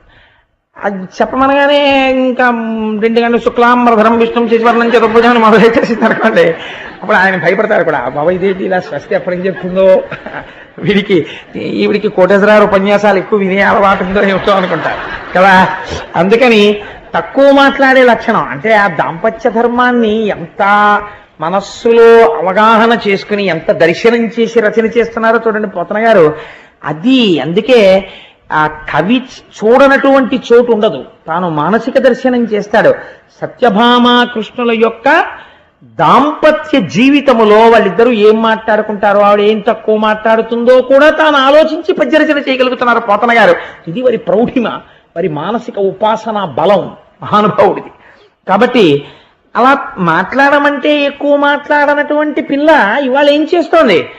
మామూలుగా యుద్ధం చేయరు, నిశ్శబ్దంగా మాట్లాడకుండా యుద్ధం చేయరు. యుద్ధం చేసేటప్పుడు వాడేదో అరుస్తాడు, ఆడు అనో పెద్ద కేకేస్తారు, సింహగర్జనలు చేస్తుంటారు. ఇంతంత సింహగర్జనలా, ఇంతంత అరుపుల నోర్మోయ్యను అరుపేసి ఓ అరుపరిచి ఓ బాణం వేస్తుంటుంది. ఏమిటి అరుపులు ఏమిటి, కేకలు ఏమిటి, సింహగర్జనలు ఏమిటి, ఏమిటి సత్యభామే అని అడిగిపోతున్నాడు ఆయన చూసినటువంటి వాడు. అనగమెర్ర శక్తి జగదభిరామ గుణధామ చారు సత్యభామ సత్యభామ. ఈ విధంగా 3 లోకములలో ఉన్న వాళ్ళు కూడా తెల్లబోయేటటువంటి రీతిలో అందరూ ఆశ్చర్యపోయి చూసేటట్టుగా సత్యభామ యుద్ధం చేస్తోంది. జావల్లీధని గజ్జనంబుగా సురల్ సారంగా యుధంబున ఆ వల్లింద్ర శరాసనంబుగా సరోజక్షుండు మేఘంబుగా తా విద్యుల్లత భంగి నింతి సురజిద్దావాగ్ని మగ్నంబుగా బ్రావృత్కాలము చేసే పానచయ మంభశ్రీ కరశ్రేణిగాన్. పోతన గారి ఊహలే వేరుగా ఉంటాయి. ఆవిడ చేసేటటువంటి యుద్ధంలో కృష్ణ పరమాత్మయే మేఘం, ఆవిడే ఆ మేఘం మధ్యలో ఉన్నటువంటి మెరుపుతీగ. ఎందుకంటే వాళ్ళిద్దరూ కూర్చుని ఉన్నారు కాబట్టి. ఆవిడ చేతిలో పట్టుకున్నటువంటి ధనస్సే ఇంద్రధనస్సు, ఆవిడ చేతిలోంచి వస్తున్నటువంటి బాణ పరంపరలే వర్షధారలు. ఈ వర్షధారల కోసమే చూస్తున్న చాతక పక్షులు దేవతలు. ఈ వర్షధారలలో తడిసిపోతున్నటువంటి దావాగ్ని వంటి వారు రాక్షస సైన్యం. కాబట్టి అగ్నిహోత్రాన్ని చల్లారుస్తోంది, దేవతల యొక్క కోరికే తీరుస్తోంది. అంటే ఎన్ని లక్షల మంది సైన్యాన్ని తెగటార్చిందో ఆ తల్లి. ఇంతమందిని చంపుతోంది. చంపుతుంటే ఏడుస్తున్న వాళ్ళు చాలా మంది ఉన్నారు, ఉల్లాసపడుతున్నవాడు ఒక్కడున్నాడు. ఎవరు? కృష్ణ పరమాత్మ. ఆశ్చర్యపోతున్నాడు ఆయన. రాకేందు బింబమై రవిబింబమై యొప్పు నీరజాతేక్షణ నెమ్మొగంబు కందర్పకేతువై ఘనధూమకేతువై అలరుపు బోడిచే లాంచలంబు భావజు పరిధియై ప్రళయార్కు పరిధియై మెరయునా కృష్ణయై మెలత చాప అమృత ప్రవాహమై అనల సందోహమై తనరారు ఇంతి సందర్శనంబు హర్షదాయి మహాదోషదాయి పరచు ముద్దరాలి బాణవృష్టి హరికి నరికి జోడ అందంద శృంగార వీరరసములోలి విస్తరిల్ల. ఎంత గొప్ప సీసపద్య రచన చేశారంటే నిజంగా పోతనామాచ్యుల వారు. రాకేందు బింబమై, పూర్ణమైనటువంటి చంద్రుడు పౌర్ణమి నాడు ఎలా ఉంటాడో ఆ చంద్రబింబాన్ని చూస్తున్నప్పుడు మనస్సు అంత ఉల్లాసంగా ఉంటుంది. పై ఎంత బాగున్నాడు రా చంద్రుడు అంటారు. పౌర్ణమి నాటి చంద్రుణ్ణి చూసి ఏమిటండి బాబా చంద్రుడు అలా ఉన్నాడన్నవాడిని నేను ఇప్పటిదాకా పుట్టి బుద్ధిరికి తెలియదు. ఆ చంద్రబింబాన్ని చూడగానే ఎవడైనా ప్రసన్నత పొందుతాడు. అబ్బాయి ఎంత బాగున్నాడో చంద్రుడు అంటాడు. అలా కృష్ణ పరమాత్మకి పూర్ణ చంద్రబింబంలా కనపడుతోందిట, రాక్షసులకి మధ్యందిన మార్తాండ బింబంలా కనపడుతోందిట ఆవిడ ముఖం. కందర్పకేతువై ఘనధూమకేతువై అలరుపు బోడిచే లాంచలంబు. ఆ యుద్ధం చేసేటప్పుడు వంగి ఆ బాణపరంపర వేస్తుంటే ఆ దోపుకున్నటువంటి పవిట ఆ చీరలోంచి బయటికి వచ్చి ఎగిరింది. ఇలాగా ఎగిరితే ఆవిడ ఒక్కసారి మళ్ళీ తీసి ఇలా చుట్టుకుంది, ఇలా దోపుకుంది. ఆ ఎగిరినటువంటి పవిట రాక్షసులకేమో ఏదో తోక చుక్క కనపడినట్టుగా కనపడింది, వాళ్ళ పాలిట దుష్యకులం కింద. కృష్ణ భగవానుడికి మాత్రం అలా చూసేటప్పటికీ కందర్పకేతువై మన్మధుడి జెండాలా కనపడింది. భావజు పరిధియై ప్రళయార్కు పరిధియై మెరయునా కృష్ణయై మెలత చాప. ఆ తల్లి యుద్ధం చేస్తున్నప్పుడు ఆవిడ ముఖమండలమునందుండేటటువంటి దీప్తి, ఆ కాంతి, గుండ్రమైన కాంతి చూసేటటువంటి రాక్షసులకేమో ప్రళయకాలంలో ఉదయించినటువంటి సూర్యబింబం చుట్టూ ఏర్పడినటువంటి పరివేశంలా కనపడుతోందిట. పక్కనే కూర్చున్నటువంటి కృష్ణ భగవానుడికేమో మన్మధుడు ఏర్పరిచినటువంటి వలయంలా కనపడుతోందిట. అమృత ప్రవాహమై కృష్ణుడికేమో అమృత ప్రవాహంలా కనపడుతోందిట ఆవిడ. అనల సంతోహమై అగ్నిపుంజంలా రాక్షసులకు కనపడుతోందిట. తనరారు ఇంతి సందర్శనంబు హర్షదాయి అయి మహారోషదాయి అయి పరచు ముద్దరాలి బాణవృష్టి. ఒకరికేమో సంతోషాన్ని కల్పిస్తోంది, వాళ్ళందరికీనేమో దుఃఖాన్ని కల్పిస్తోంది. ఇలా హరికి చూడ హరికి సంతోషాన్ని కల్పిస్తోంది, శత్రువులకి బాధ కల్పిస్తోంది. ఇటువంటి భయంకరమైనటువంటి యుద్ధం చేసి చెమట పట్టేసి ముంగురులన్నీ నుదుటు కంటికి పోయినటువంటి సత్యభామ వంక చూసి అప్పటికే అందరూ నిహతులైపోయారు. నరకాసురుడు మాత్రం ఇంకా ప్రాణాలతో నిలబడి ఉన్నాడు. కృష్ణుడి చూసి, సత్య, నీ యుద్ధానికి నేను ఎంతో పొంగిపోయాను. ఇంటికి వెళ్ళిన తరువాత నీకు ఎన్ని ఆభరణములు కావాలో కోరుకో, అన్ని ఆభరణములను నీకు బహుమానం చేస్తాను. ఇంకా ధనస్సు ఇచ్చే, అలిసిపోయావు, నువ్వు ఇంకా అలిసిపోతుంటే నేను చూడలేకపోతున్నాను అని ఆ ధనస్సు పుచ్చుకున్నాడు. పుచ్చుకుంటే నరకాసురుడు అన్నాడు, చేతకాని వాడివై భార్య యుద్ధం చేస్తూ ఉంటే నువ్వు పక్కన కూర్చున్నావు, మా రాక్షస వీరులు ఎందుకు వెయ్యలేదో తెలుసా అస్త్రాలు శస్త్రాలను, ఆడదాని మీద యుద్ధం ఏమిట్రా అని ఊరుకున్నారు. పౌరుషం ఉన్నవాడివైతే ఇప్పుడు రా యుద్ధానికి అన్నాడు. ఆరిపోయే దీపానికి వెలుతురు ఎక్కువ, చచ్చిపోయేటటువంటి వాడికి అరుపులు ఎక్కువ. కాబట్టి ఈ మాట అన్న తర్వాత కృష్ణ పరమాత్మ నిన్ను నిర్జించడానికే కదా నేనొచ్చింది అని ఆ చేతిలో ఉండేటటువంటి సుదర్శన చక్రాన్ని ప్రయోగించాడు. ప్రయోగించగానే సుదర్శన చక్రధారల చేత త్రొంపబడినటువంటి నరకాసురుడి యొక్క శిరస్సు కుండలములు ప్రకాశిస్తుండగా డుళ్ళి నేల మీద పడిపోయింది. పడిపోతే ఇక్కడ పోతన గారు మొత్తం నరకాసుర వధకి సంబంధించినటువంటి ఒక గొప్ప రహస్యాన్ని తీసుకొచ్చి ఒక పద్యంలో పెట్టేశారు. ఇల్లాలింగిటి అయిన కాలమున మున్నేనంచు ఘోషింతువో తల్లి నిన్ను తలంచి అయిన ఇచటన్ నన్ను కృపంకావకే చల్లంబోతల త్రించనంచు నిలమాక్షేపించు చందంబునన్ త్రెళ్ళెన్ చప్పుడు కాక భూమిసుతుడు దీప్తాహమక్షోణిపై. ఆ తల తెగిపోయి కింద పడిపోతున్నప్పుడు భూమికి తగిలేటప్పుడు అమ్మని పరిహాసం ఆడినట్టుందిట. అమ్మా, కిటియై ఆదివరాహమూర్తిగా ఉన్నప్పుడు నిన్ను భార్యగా స్వీకరించాడుగా భూదేవిని. నిన్ను భార్యగా స్వీకరిస్తే కదా నేను కొడుకుగా పుట్టాను. నా భార్య చూస్తోంది, తల్లి కళ్ళ ముందు కొడుకుని చంపేయడమా అని కూడా చూడకుండా ఆదివరాహావతారంలో ఆయన భార్యని అని చెప్తుంటావుగా, మరి నీ కళ్ళ ముందు నీ కొడుకుని చంపేస్తుంటే ఇప్పుడు ఏమనగలిగావు అని తల్లిని దెప్పి పొడిచాడా అన్నట్టుగా తల భూమి మీద పడిపోయింది అన్నారు. ఎంత చమత్కారమైనటువంటి పద్యమో చూడండి. రాక్షస సంహారం జరిగినప్పుడు ఇటువంటి పద్యం అరుదుగా రాస్తారు. ఇలా ఎందుకు జరిగింది అంటే, ఇప్పుడు మీరు దీన్ని ఒక్కసారి ఒక్కొక్కచో అయితే ఒక మాట చెప్తుంటారు. సత్యభామయే నిర్జించినది నరకాసురుణ్ణి. సత్యభామయే నిర్జించిన నరకాసుర సైన్యాన్నంతటినీ నామమాత్రావశిష్టం చేసేశాక కృష్ణుడు నిర్జించిన ఒకటే. ఇప్పుడు మీరు ఒక్క విషయాన్ని జాగ్రత్తగా సమన్వయం చేసుకుంటే నేను ముందు మిమ్మల్ని అడిగినటువంటి ప్రశ్నలన్నింటికీ జవాబు దొరుకుతుంది నరకాసుర వధలో. ఇప్పుడు దేవతలందరూ ఏం చేశారు అంటే, ఆకాశంలో దేవతలందరూ వారి వారి లోకముల యందు దీపములు వెలిగించారు. నరకాసురుడు మరణించినాడు అని పరమ సంతోషంతో. ఎందుకు అలా నరకాసురుడు చచ్చిపోతే దీపాలు వెలిగించడం ఎందుకు? వాడు చచ్చిపోయి కూడా అమావాస్య నాడు చచ్చిపోయాడు. దీపావళి అమావాస్య అని కదా అంటాం కార్తీక మాసం దగ్గర. అందుకని అమావాస్య నాడు మరణించాడు వాడు. దీని వెనకాతల ఉండేటటువంటి రహస్యాన్ని మీరు జాగ్రత్తగా అర్థం చేసుకునే ప్రయత్నం చెయ్యండి. నిజంగా ఈ నరకాసురుడన్నవాడు ఎక్కడ ఉంటాడు అంటే, నరకాసురుడన్నవాడు ఎక్కడో ఉండడు, ఇక్కడ ఉంటాడు. అదేమిటంటే అలా అన్యాయంగా మాట్లాడారు ఇంత విన్న తర్వాత అని మీరు అనుకోకండి. నరకాసురుడు ఎవరికి జన్మించాడు? ఆదివరాహమూర్తికి భూదేవికి కలిసి జన్మించాడు. అంటే ప్రకృతి పురుషుల యొక్క సంయోగ ఫలితమే నరకాసురుడు. ఎవరు జన్మించినా అంతే కదండి, ప్రకృతి పురుష సంయోగము చేతనే కదా ఎవరు జన్మించినా. కాబట్టి జన్మించినప్పుడు గర్భమునందుండగా వాడికి పూర్వజన్మ స్మృతి ఉన్నది, జ్ఞానం ఉన్నది. ప్రసూతి వాయువు తోసేయగానే వాడిని అజ్ఞానం పట్టుకుంటుంది. వాడు అసలు మొట్టమొదటి ఎక్కడున్నవాడు నరకాసురుడు? వాడు ప్రాగ్జ్యోతిషపురంలో ఉన్నాడు. వాడికి తల్లి ఎవరు? భూదేవి. మనకందరికీ తల్లి ఎవరు? భూదేవి.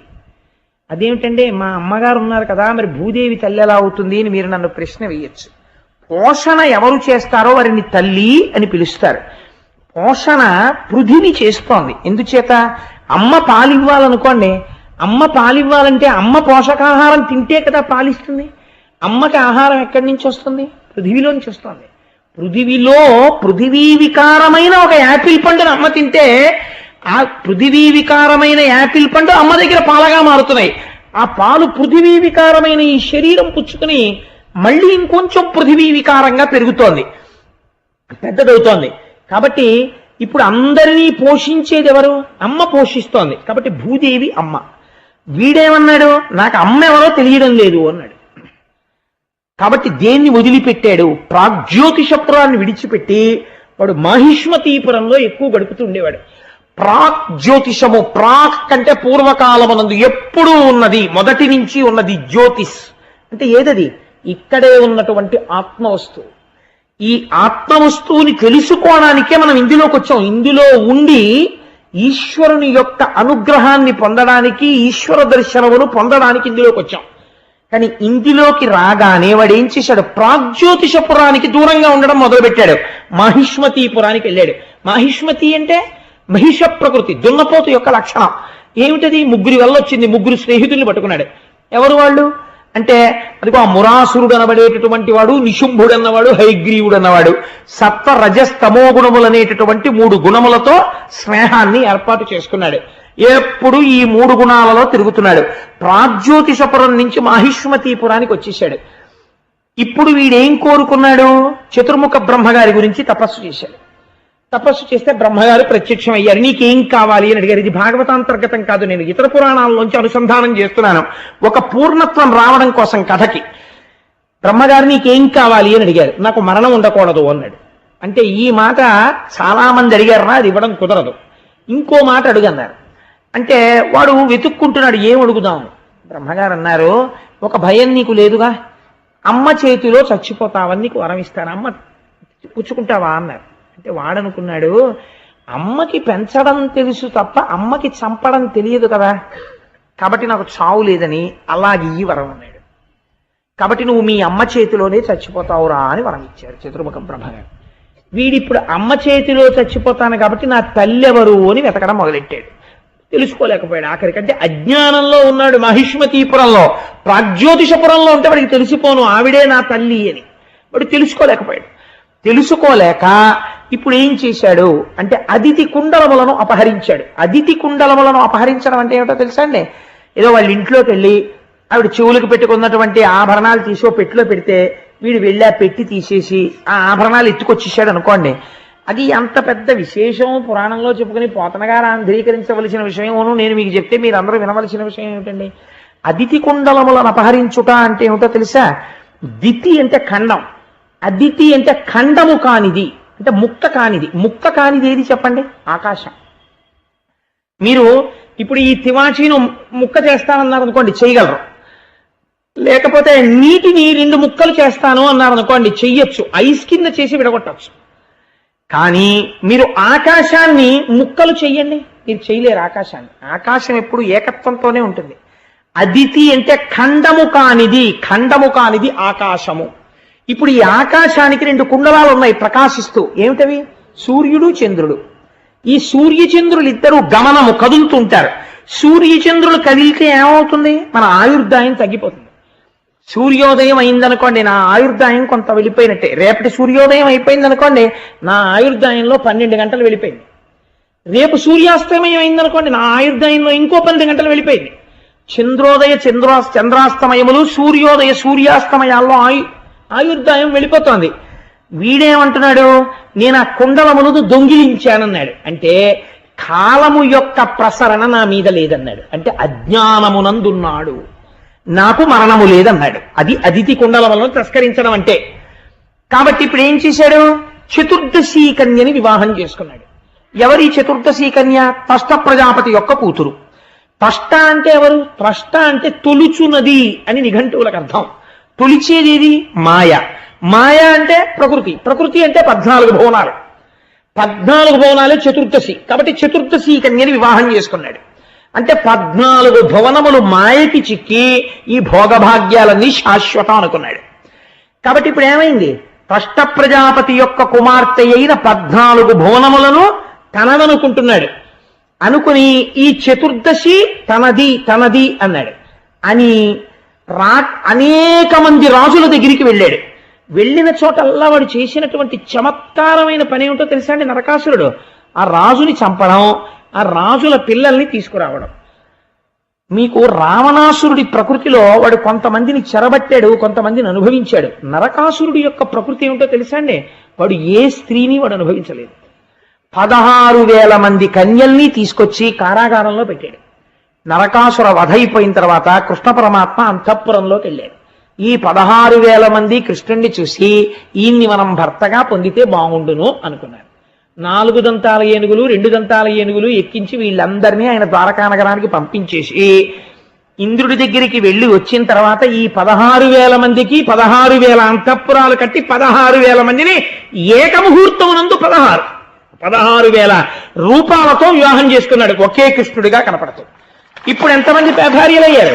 ఇందాక 8, ఇప్పుడు 16,000.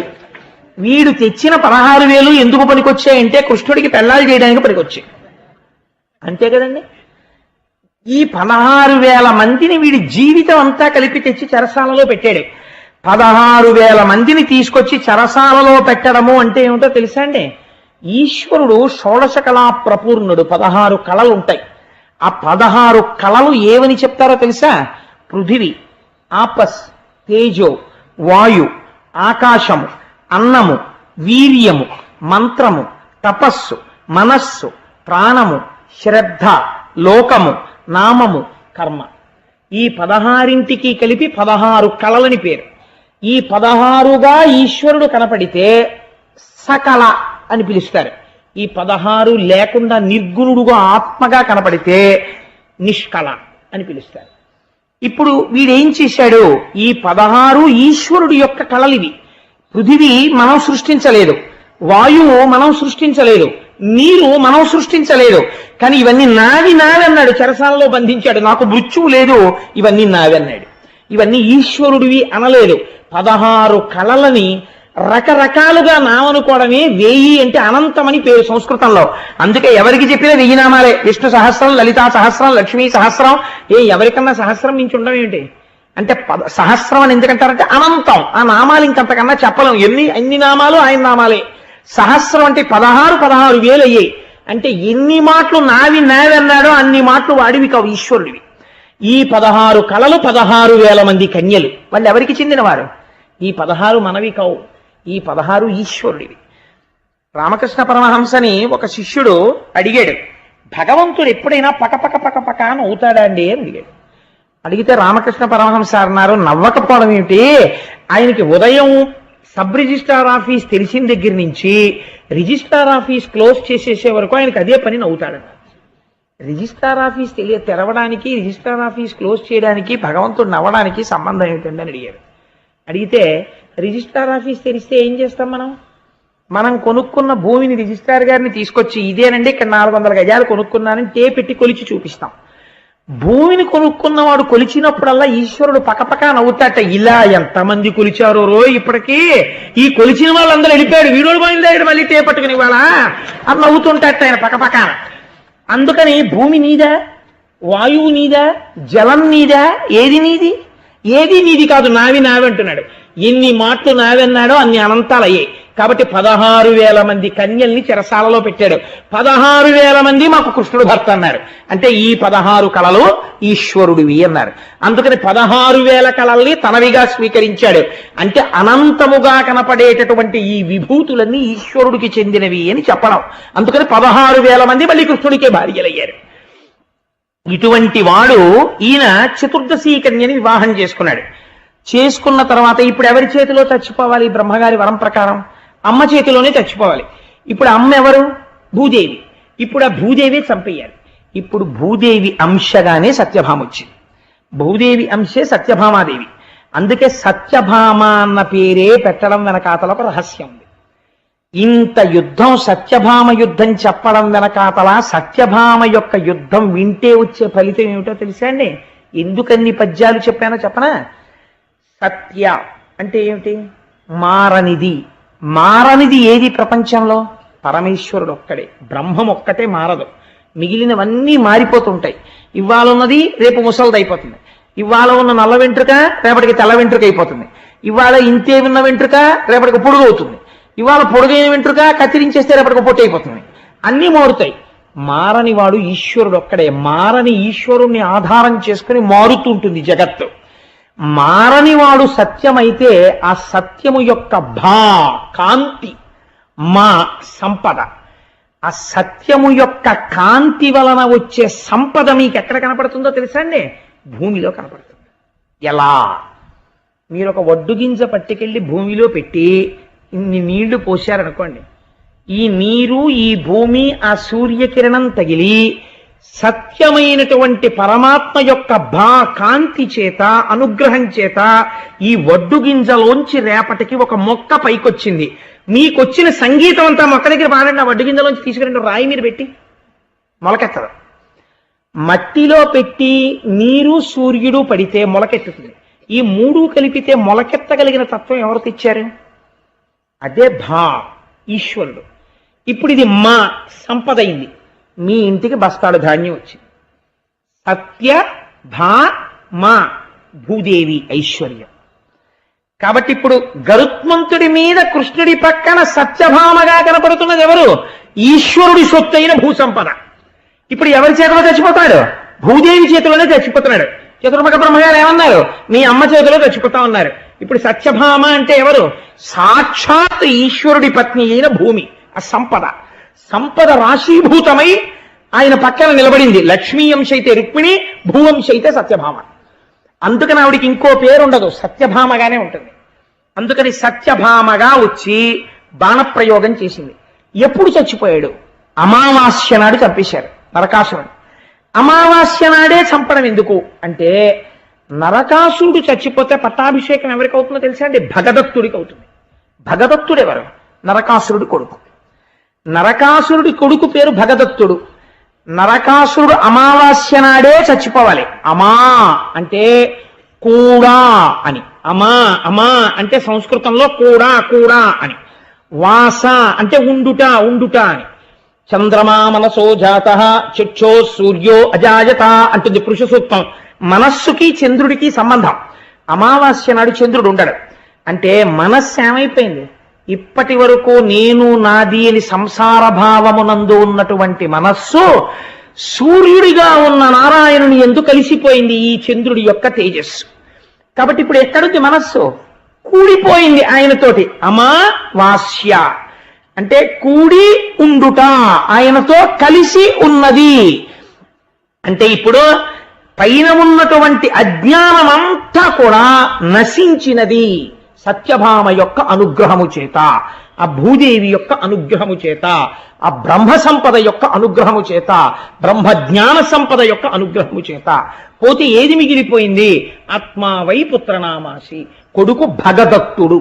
భగ అంటే భగవన్లో భగ, షాడ్గుణ్యములు అంటే ఆత్మతత్వము తెలుసున్నవాడు మిగిలిపోయాడు. అమావాస్య ఈశ్వరుడు యందు మనస్సు లయమైపోయింది. ఇప్పుడు ఇది ఏ స్థితిని చూపిస్తోంది? మనం పుట్టిన తరువాత మనం దేన్ని పొందాలో చూపిస్తోంది.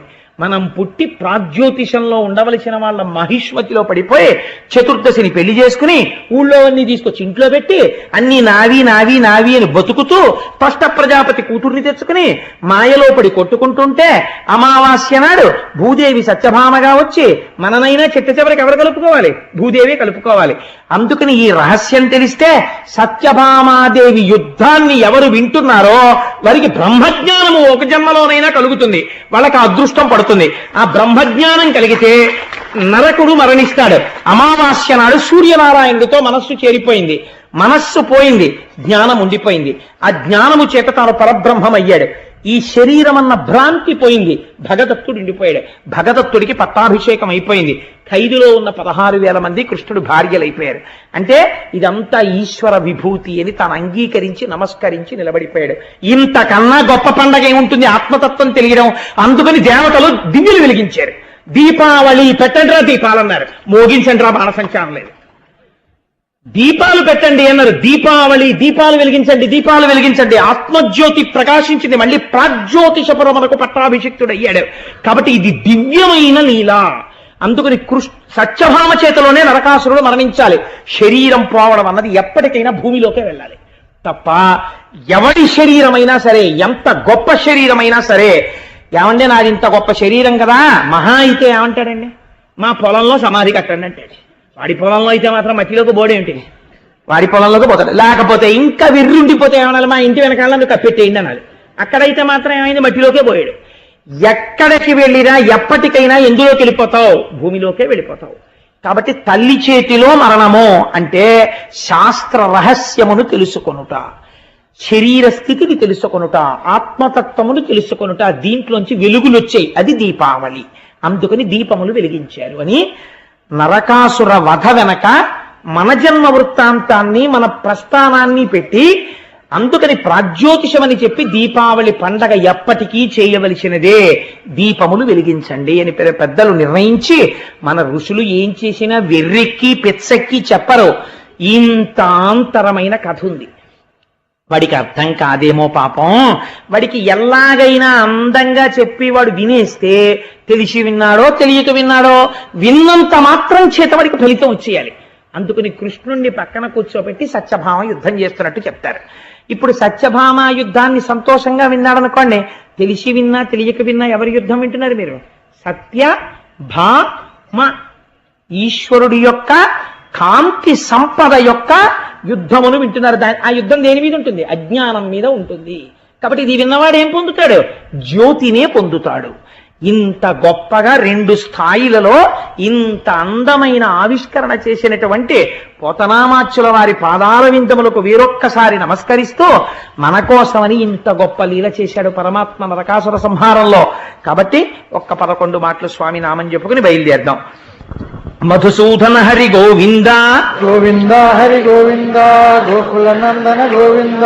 బలరామానుజ గోవింద గోవింద హరి గోవింద, గోకుల నందన గోవింద.